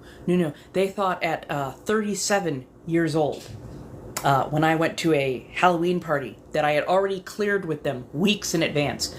I showed up at the Halloween party at about 8:30, 9 o'clock. They called me at 9:30 and they wanted me home. I was not going to be out ripping and running and out late partying. At 37. And I went, I have just gotten here. I am staying for the party I cleared this weeks ago. I'm not doing this. Click. They call back. Did you just hang up on me? Yes. Yes, I did. Because I'm going back to the party that I cleared weeks ago with y'all. And you have no reason to be yelling at me right now. Click. Did you just hang up? Yes, I did, because I don't think you understand how much you are already stressing me out and that I've been stressed out for the last, decade. And I cleared this shit with you. I told you where I was going to be, general location, not exact location. I told you how late the party goes and that I'll be leaving here from about midnight, which means I'll be home at about 1 a.m. If you don't come home right now, you're out of the house. Click. Because the defiance in me was very strong that night. My friend found me and is like, what's going on? Are you okay? You look like you're crying. And I'm like, I pretty much just got thrown out of the house because I refuse to go home right now because I'm tired of the abuse. And they're like, let's go get you a drink, pal. I'm like, thank you. I got so trashed that night. Slept on the friend's couch, started couch surfing pretty much the next day, went back to the house only once to literally collect all of my stuff, got into an altercation in which I had to step in between my father and my male friend and took a couple punches to the face and scared the living shit out of that man because I didn't react. I just... So we're throwing punches now, are we?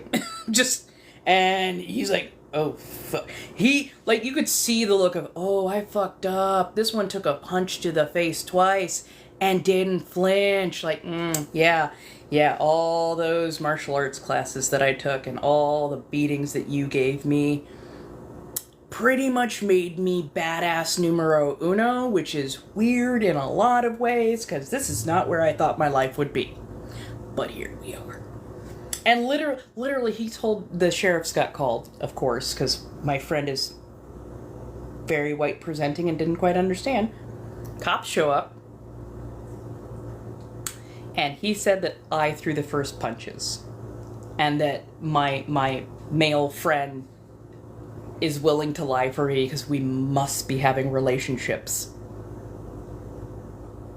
My male friend was happily married and is still happily married, and I'm just like, so you think the only reason my friends will show up for me is because I'm fucking them? Here's a wild concept. I have friends of every gender, and I don't fuck any of them. They just happen to be my friends, because I'm a good person, and you're a piece of shit. So yeah, got all my stuff together, put it in storage, couch surfing, and just, my life has been wild, but I'm hanging in there, so yeah. Yeah, it was the no reaction part of it that he was like, really, really weirded out by. Then again, he had grabbed me by the throat and punched me in the face before, so the moment he did it the second time, I was already ready for it, and I'm just like, incoming punch that's not going to be overly hard, but going to be very embarrassing. Relax the body, take the punch, look him in the face. Once you've learned how to take a punch to the face, yeah. Oh yeah, it's been wild. I've definitely had some existential moments, to say the least. I have had some existential moments, but the not having to deal with people screaming constantly in the house, being angry at each other, not having to measure the sound of somebody's footsteps so you know if it's your mother or your father, listening for the jingle of the keys to figure out if they're in a good mood or a bad mood, not constantly being on such high alert that you can't sleep more than 2 hours at a time, because heaven forbid they catch you in a deep sleep. Yeah, like, I will take a rough existence with some good friends, a decent support system, and a whole lot of uncertainty over living in a house that was just nothing but constant back-to-back abuse and never knowing if that day was going to be your last day or not. And I'm like, it's weird because when you're out of it and you talk to other people and you accidentally trauma dump and you see the horror on their face when you're talking about just, oh, you know, the silly things that all these parents do. They don't? They don't. Oh shit. Honey, you look traumatized. What's wrong? Oh, that's abusive. Oh. Shit. I might need to go back and look at my life again.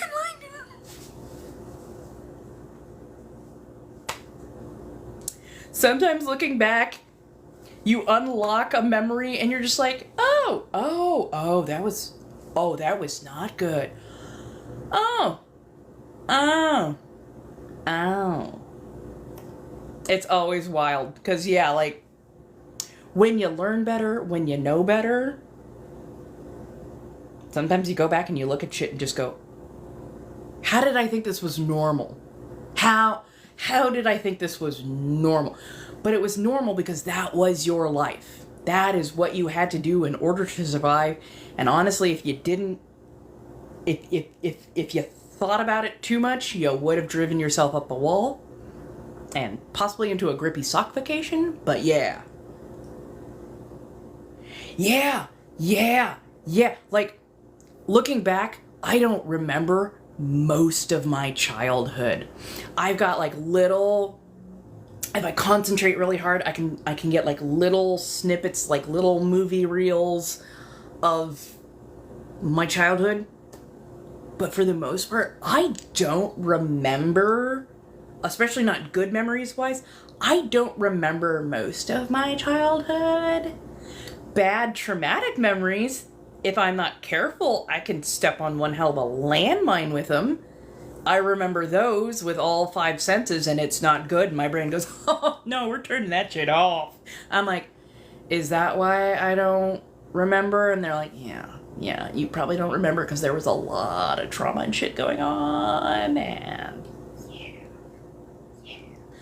Like, in a lot of ways I am glad. Because I know at like 16, I tried to make a very permanent decision because I was in that much stress and that much pain. Yeah, I'm just like, I have troubles. It's not so much that I have trouble with, like, memory. I can remember, like, trivia and whatnot.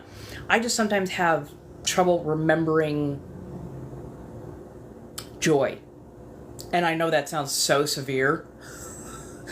I have trouble remembering good stuff. At least in a touch, a feel, an emotional kind of way. I have trouble remembering those. And it's mostly because when it comes to really bad shit, I also click that part of my brain off. And my brain has not learned the difference between the two. So yeah.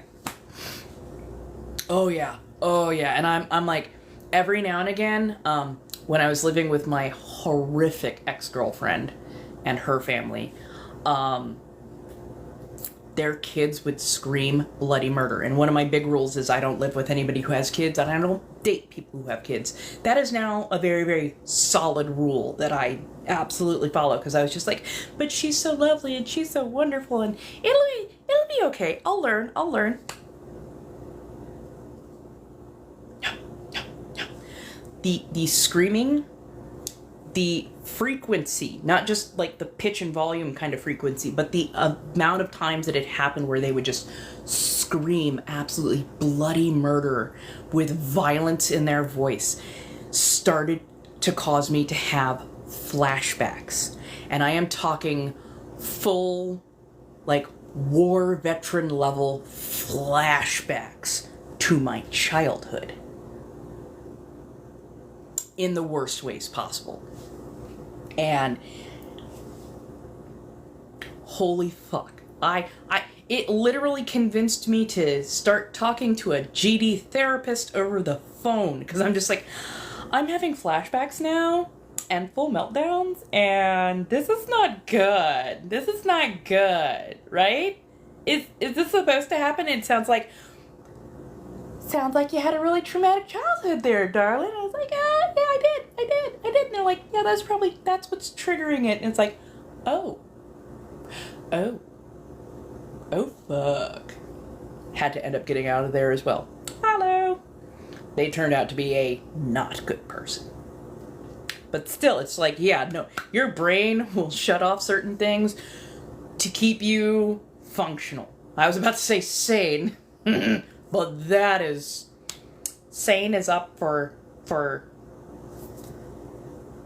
interpretation. Kept me on this planet. It went, trauma, too much. We're gonna go ahead and turn that off. But, yeah.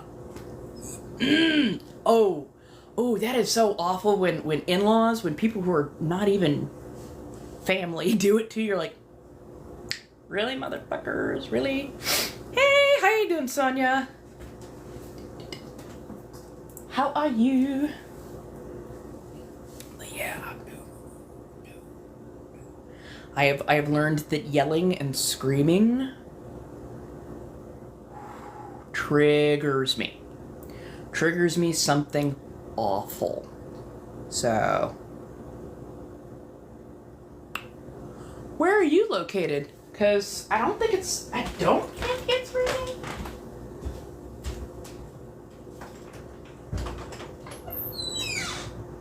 No, our streets are still pretty dry. Fortunately. Because I was about to go take myself a little walkie walk. Oh, Northern California. No, so far in SoCal we're doing pretty good. It's acting like it kind of wants to, but so far it's pretty dry. And hopefully that means that I can go take a walk a little bit later on and just work out some of the whatnot. That, like, now, are you the type of person who yells back? Or are you the type of person who goes stone cold ass silent? Because I'm the kind of person who, my resting bitch face comes out super hard, and I will just, go ahead and yell. I will be quiet. I will be quiet. In fact, I'll even be calmer than quiet. And they will know real damn quick that I am not a person to be yelled at. I'd be like, and see, my landlord tried that shit with me because apparently they scream at their granddaughter starting at about 7 or 8 a.m., which there are times that I want to go over there and lay the fuck into them because I can hear the pain in the granddaughter's voice. I can hear the pain and I know it so fucking well. It feels like I'm in that room. And I want to go over there and just lay the fuck into them and let that poor kid know the moment you have agency to run, do it. They are not good people. Fucking run. And do not feel bad about cutting them out.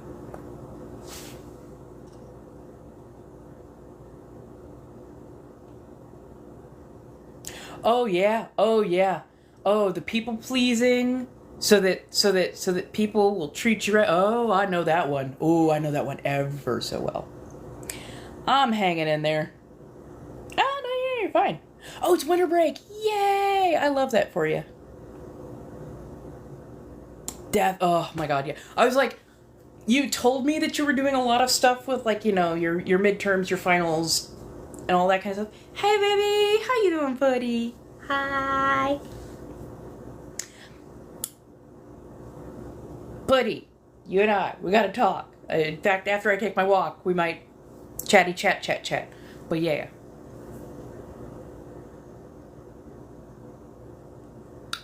Right. I'll probably be on for about another 15 minutes. So roughly my time, 6 o'clock, is when I'm gonna head out, take a little walkie walk, because I have got to stretch out these muscles. I've been doing so much cleaning and lifting and whatnot that I can feel from my shoulders to like roughly my glutes are kind of tight. So I need to take a walk to actually stretch everything out. And I've got to find where I put my damn ibuprofen and whatnot.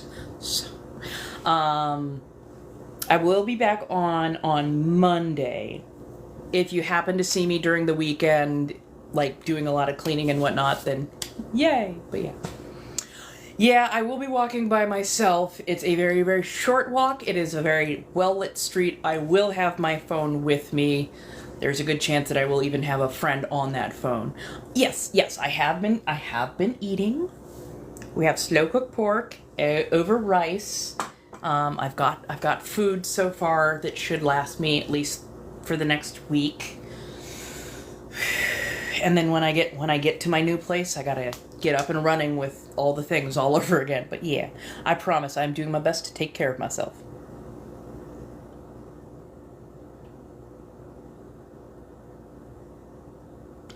Ooh, goodness. Oh, that sounds like stranger danger. Ooh. Hey, Sonny, how you doing, my darling? I hope you are doing well. Oh, that's right. Okay, I already cleaned that out. So much shit to do. Oh, I think I'm gonna go for another round of purging. And I need to list stuff and get it gone. And that needs to go away from the front door so I don't keep having radiator. I'm doing okay. I am hanging in there as best I can. Dad, that is exactly where I'm taking that walk to. That is exactly where I am taking that walk to. I'm gonna go walk and I'm gonna get myself some electric. Actually, let me get a hoodie while I'm thinking of it, because if not, I'll walk out that front door like a complete dumbass.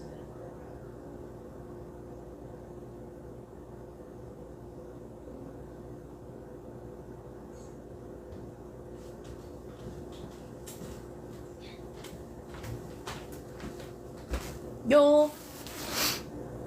Yeah. I've got just a tiny bit of cash because I did some recycling this week to get my car cleaned out so I could get stuff.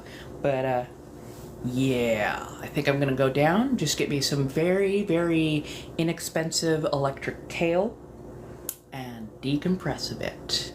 And also find where I put my damn ibuprofen so I can decompress a bit more.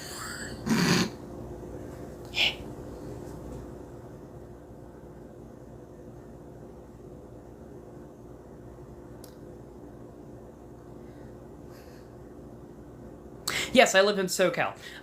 Sorry, nah.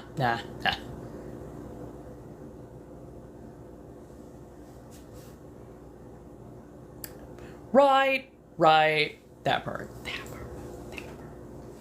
How do I do magic on my ex?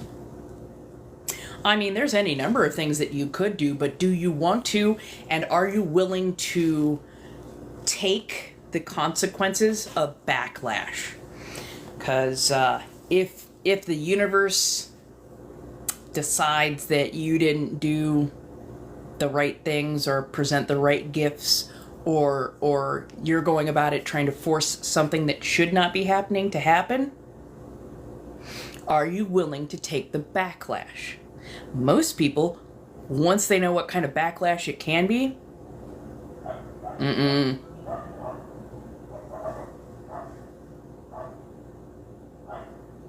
yeah, well, never do that for somebody else again. I know that's seen as an act of service, and a lot of people love doing that and whatnot.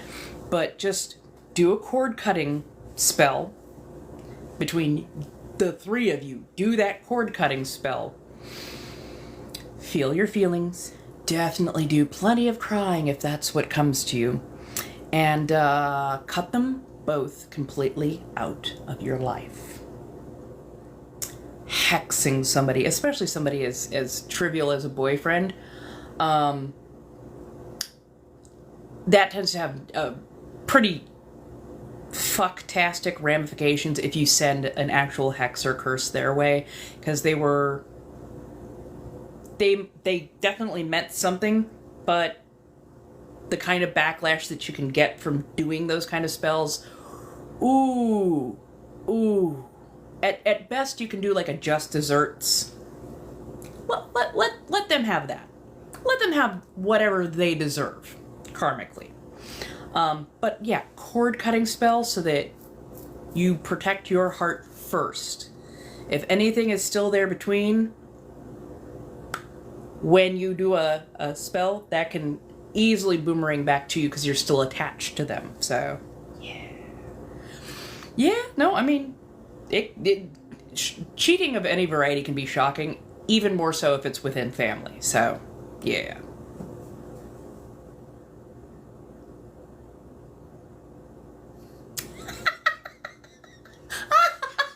Sorry, I shouldn't. Ooh, that's gotta be. Ain't that a alopecia? It's like, I don't know how you got alopecia. I just know that the universe said karmically you deserve some alopecia after what you pulled. I shouldn't laugh. But at the same point in time, like, they're gonna do that shit. But yeah, no. Cord cutter first. Thank you for the crown. But yeah, no. Cord cutter first. Get your heart and your soul blocked off from them, basically, and then just desserts. Now, I work with chaos, candles, garden, kitchen magic, which can be very finicky, hence the reason I don't tend to go, hey, this is the XYZ. I'm like, no. I let the ancestors guide me. I let certain things help guide me and whatnot, but yeah.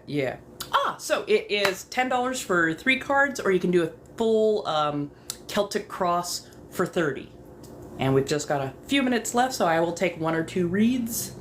Not a problem. We can do that. But yeah. Hey, Putty. How you doing, baby? I know you've been going through so much. How are you? Putty is one of my good friends. You can thank them for me still being on this planet on a lot of levels.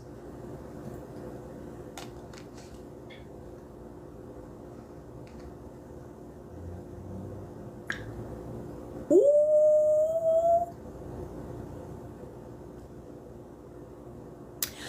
If she hexed you, I would highly suggest a return to sender. Hey man, you wanna throw hands and then get mad because you had illicit substances that were easy to find and easy to get rid of at work? Yeah, return to sender that shit.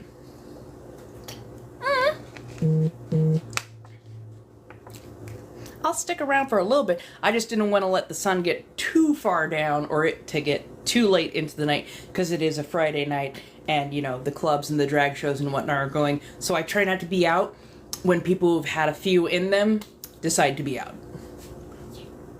Aw, thank you. You wanted a 3-card read, yeah?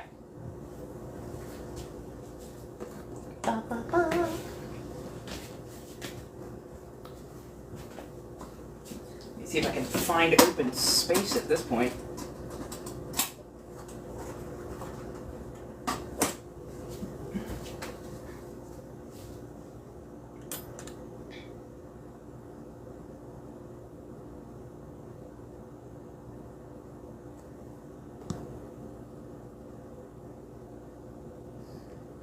Why are you witchcraft boxes? You're asking for trouble on those. Yes. What was the name that I usually go by though when it comes to? At that point, yeah, it's just the, hey, I don't know who I karmically pissed off, but if there is something stuck on me, uncrossing. Uncrossing is a good way.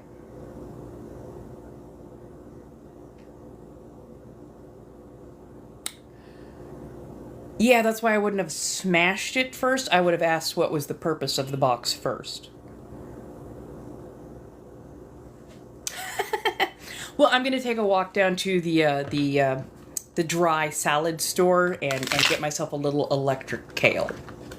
Oh, you were a kid. Okay, that makes more sense. I thought you did this as an adult for some reason. I'm like, oh, as a kid. But yeah. Uncrossing is like one of the best things you can do. It resets a lot of stuff. So if you have a hex, if you have something that's sticking on you, that's not like, say, a generational or high level stuff, then an uncrossing will do you quite well in getting, if there's any negative or bad stuff clinging to you, it'll take that off. Just also remember that it will at times take off some of the good stuff too, because you're literally uncrossing everything. It's a full cleanse. Heck yeah. Go with what fits in your family especially. So, if you are palm colored, and I mean palm colored through and through, please, for the love of God, do not mess with hoodoo, voodoo, African worship, that kind of. Stay out of that. That lane is closed to you for a reason, and stepping over those particular lines can get you in some bad places. Bad places. Well, people think Papa Legba, but Papa Legba is more an agricultural type, family type, agricultural type. The one that people usually meant, and I blame this a little bit on American Horror Story Coven for giving him the wrong name, but I understand at some point like why they gave him the wrong name, because you don't actually want to invoke this particular deity or Loa. The Baron. The Baron is the one that if you know the Baron is looking for you, yeah, you fucked up.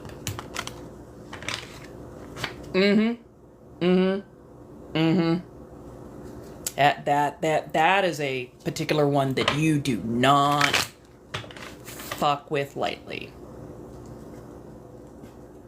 It's not even a matter of good and evil. It is much more a matter of politeness, courtesy, family lineage, and doing the appropriate things at the appropriate times. So, like, he doesn't just come for you for anything. But if you piss him off, He's got nothing but time. Nothing but time. So yeah, thank you so much for the hand hearts. I appreciate. I'm just getting this nice and mixed, so yeah. Yeah, do not burn white sage unless you are Native American, because that is their medicine.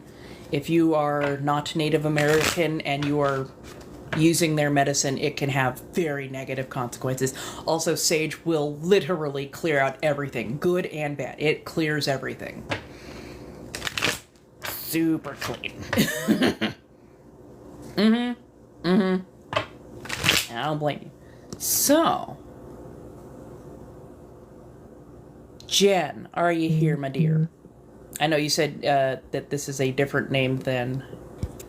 Whoop. There we go. Yay! Hello! Okay, let's get you read, my dear. I don't know if I'll be on later. I'm kind of tired from all the cleaning and whatnot I've been doing today. But I'll see if I can't do at least a little something over the weekend, and if nothing else, I will be back on Monday.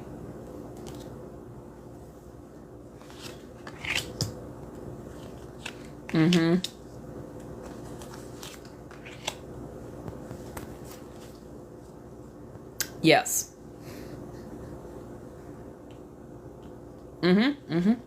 So yeah, always be, if you're going to use Palo Santo, because there have been some concessions in the last couple years, it has to be collected in a very particular way. You want to go to a reputable dealer who actually has some connection with that particular, the practices that it's usually used in, and just be very, very kind and grateful when using it.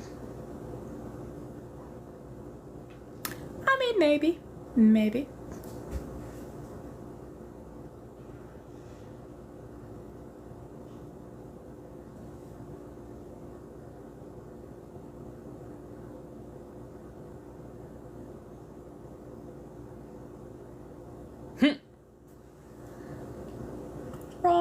Right.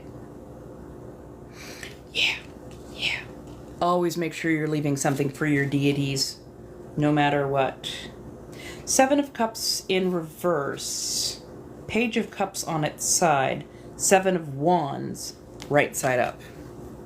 This is the configuration it wanted to be in. So, 7 of Cups is all the hopes, the fears, the which path should I take, trying to make that choice, but upside down it feels like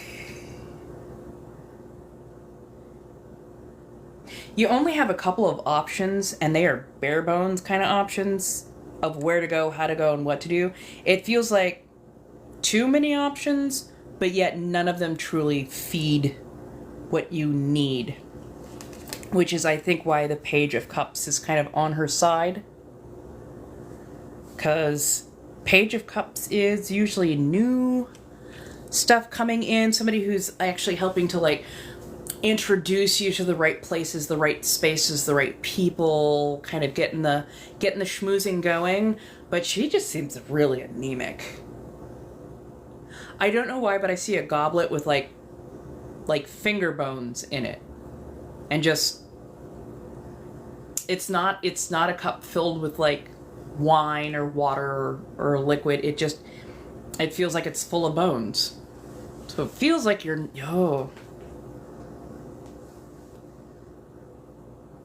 the options are definitely limited. It's like somebody came in and picked the bones clean before you even got there. So now you're just dealing with aftermath?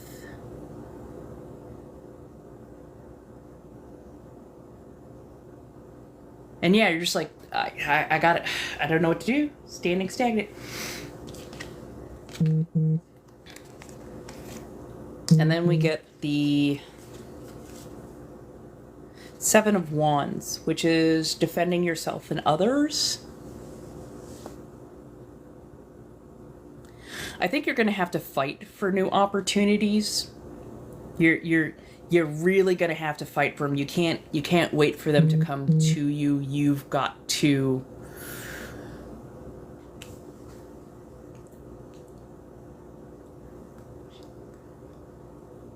I'm sorry, I'm not crying. This is just heartfelt.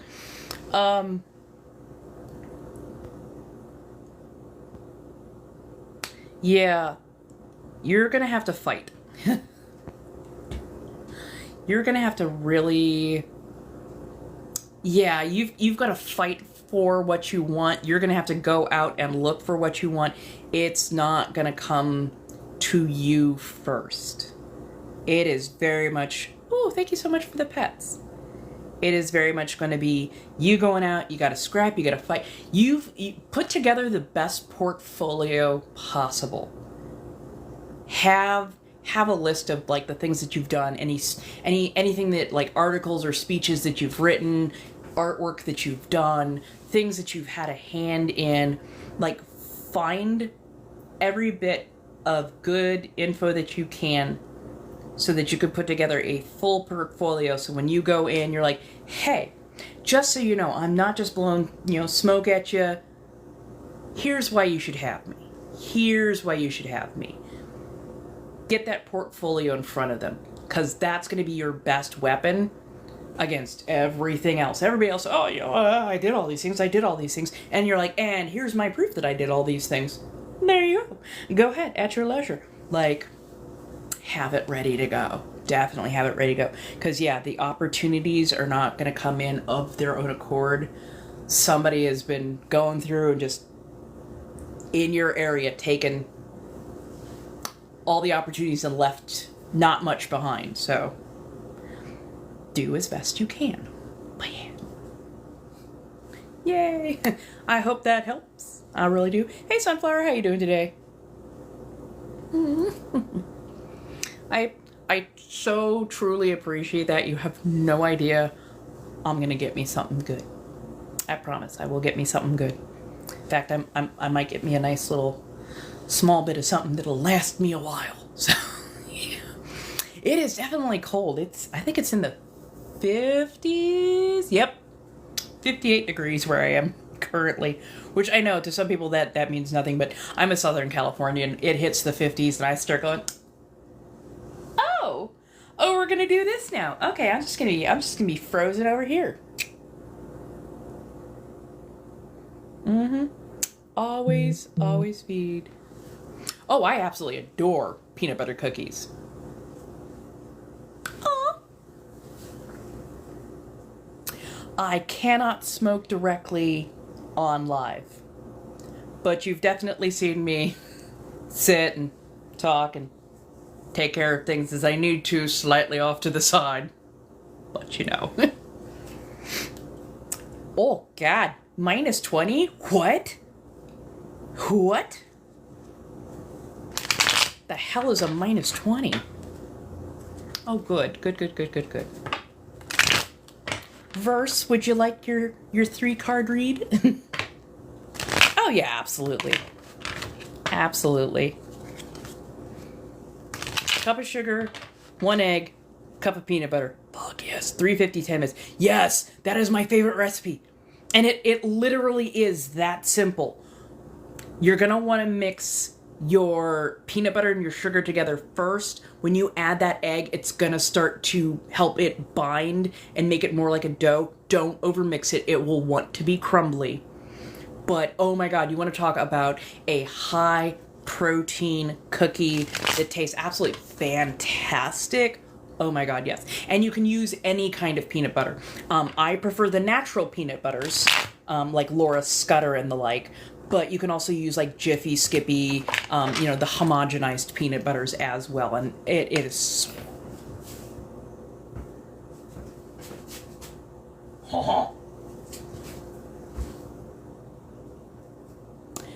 I'm just saying.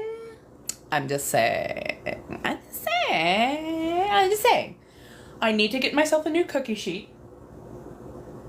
But honestly, and if you do those over brownies, get your brownies most of the way cooked. Like, it's so good. It's so fucking good. So fucking good.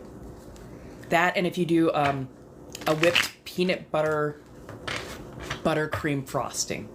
Oh, so good. I mean, literally a 2-inch square by 2-inch square will definitely hit all of the sugar cravings. In fact, you're probably gonna have a bit of a sugar coma afterwards. But yeah, oh my god, yes. Peanut butter cookies of that variety are like my absolute favorite. And there's no gluten in it.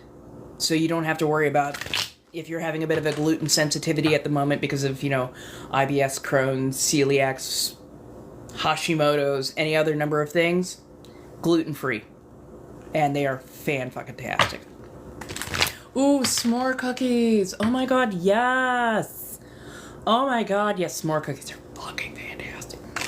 Basically, take a cookie of any variety, nice soft cookie dough of any variety, and you pack it around like a couple of either mini marshmallows, or if you're feeling bold, pack it around one of those big marshmallows, but put them in the freezer for like 10-15 minutes just to firm up the dough so it doesn't all just melt away. Love it. Ooh, brown butter chocolate chip. Oh, that sounds fantastic. And yes, you can definitely put chocolate chips in your cookies. In your peanut butter cookies. It's so good. It is so fucking good. And if you have a soy sensitivity, like I do, Gouliard, it has usually a really nice crinkly red bag. You will know it because you won't be able to exactly pronounce it. They use sunflower oil for their emulsifier rather than soybean oil for their emulsifier, and I absolutely adore their chocolate chips so much more. So much. So, my dear verse, let's get you read.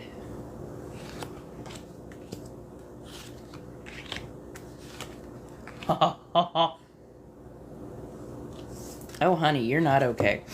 Well, I mean, you're clinging onto something. So, first thing I pulled, Magician in reverse, 3 of Swords, Judgment reverse. And it feels like they're all stacked on. Honestly, it's a compounding issue. Feels like the Magician isn't you, but somebody else in your life. And they are combined with the 3 of Swords because it feels like a whole lot of heartbreak. It feels like they they pulled a fast one. Ooh, they pulled a fast one.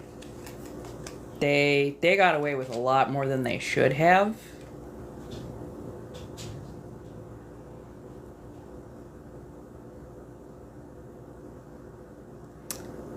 Ooh, this had finesse written all over it.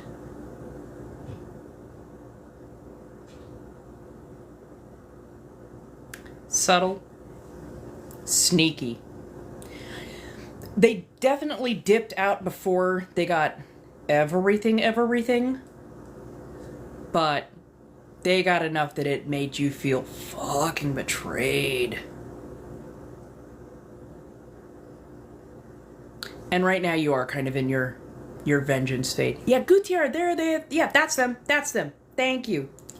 That. Fucking good chips.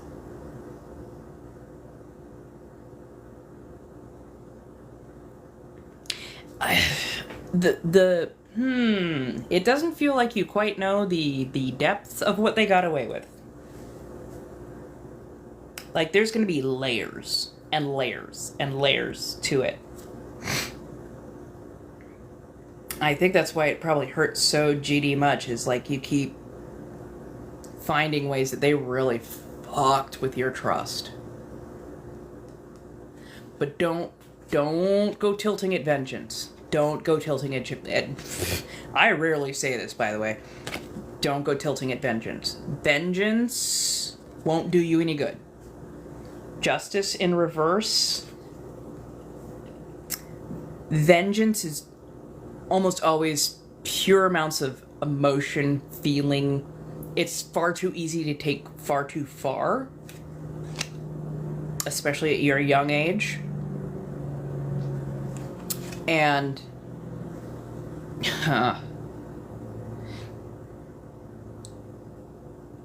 I don't know why this is coming to my mind. Let the devil work.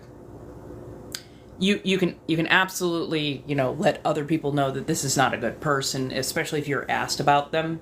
You're like, yeah, no, I would not hang out with this person. I wouldn't be around this person. This person did me kind of dirty, and yeah, no. If you go tilting at vengeance and try and get your lick back before the universe has its chance to handle them, you're going to be caught up with them. You're going to be caught in that cycle of punishment. You don't need to be there right now. You don't need to be there right now. The universe has this handled. Ooh, the universe has this handled. So, definitely feel your feelings. Definitely feel your feelings. And be angry. Write it all down. Purge it out of your system. But don't fly off the handle. It almost feels like they're banking on the fact that you will have this big gut reaction to what they did. That'll get you embroiled with all of their bullshit for years to come. You don't want to be attached to them. You don't. If you don't want to be attached, then don't worry about vengeance. Worry about dealing with the emotions, dealing with repairing some of the damage, and then cutting them all the way out. All the way out. You want to be so far away from them when the universe smacks them. Trust me, the universe will. They will. They will. Yeah. Yeah. But I know that I am speaking to a younger person, so asking them not to feel the need for vengeance it's a whole thing. It's a whole thing. But yes. I hope you heard me, verse. I know you've been quiet. Charlatan cut rate. Still trying to figure out exactly what they did. A flim-flam, ma'am. I don't know why I'm getting all the old words for who and what this person is and what they did. A lot of bad information, a lot of smoke and mirrors, hopes and dreams. They fed you what you wanted in a way that they could profit off of. But yeah, no, it doesn't feel like the cut was financial. It feels like the cut was deeply personal in the feels. But yeah, don't get caught up. Please don't get caught up. You don't want to tie yourself to this person. And vengeance has a way of doing that. If you know what I mean. Hello, hello.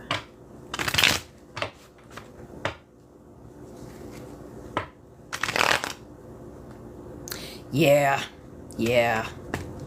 And that's always the hard part is getting back away from that. Because honestly, it's almost easier to take money from a person and then have them go, fuck it, and just let them walk. When somebody hurts you in the emotional, that is so much harder to let go of. That is so much harder to let go of. Fuck. Sorry that they did that to you. That is several shades of shit. Give me a second as I put on my shoes, because holy shit, my hardwood floors are cold.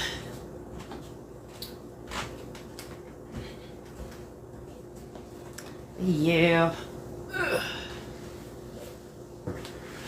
I know it's a lot, but yeah, definitely trust the universe on this one to hit them, because their karma is just about run out.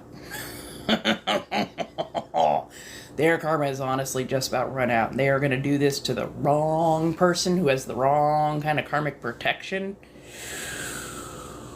Yeah, they're going to faceplant. It's going to hurt, and you're going to laugh, so. Yes, I occasionally do private reads, but I mostly do reads online, in live. That way you know exactly what you're getting when you get it.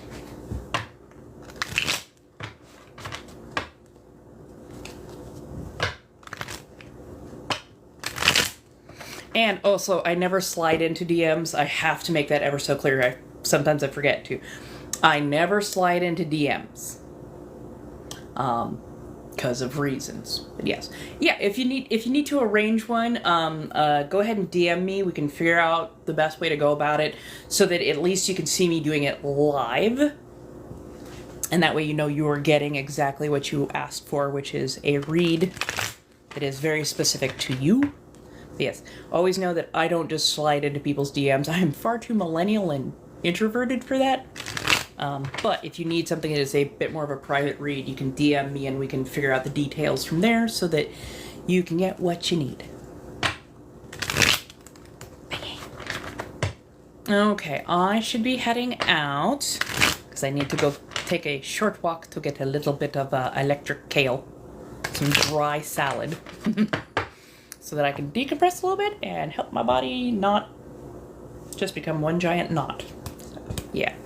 Thank you all so much. You were fantastic and wonderful, and I really appreciated you. If nothing else, I will be back on Monday. But yeah, for right now.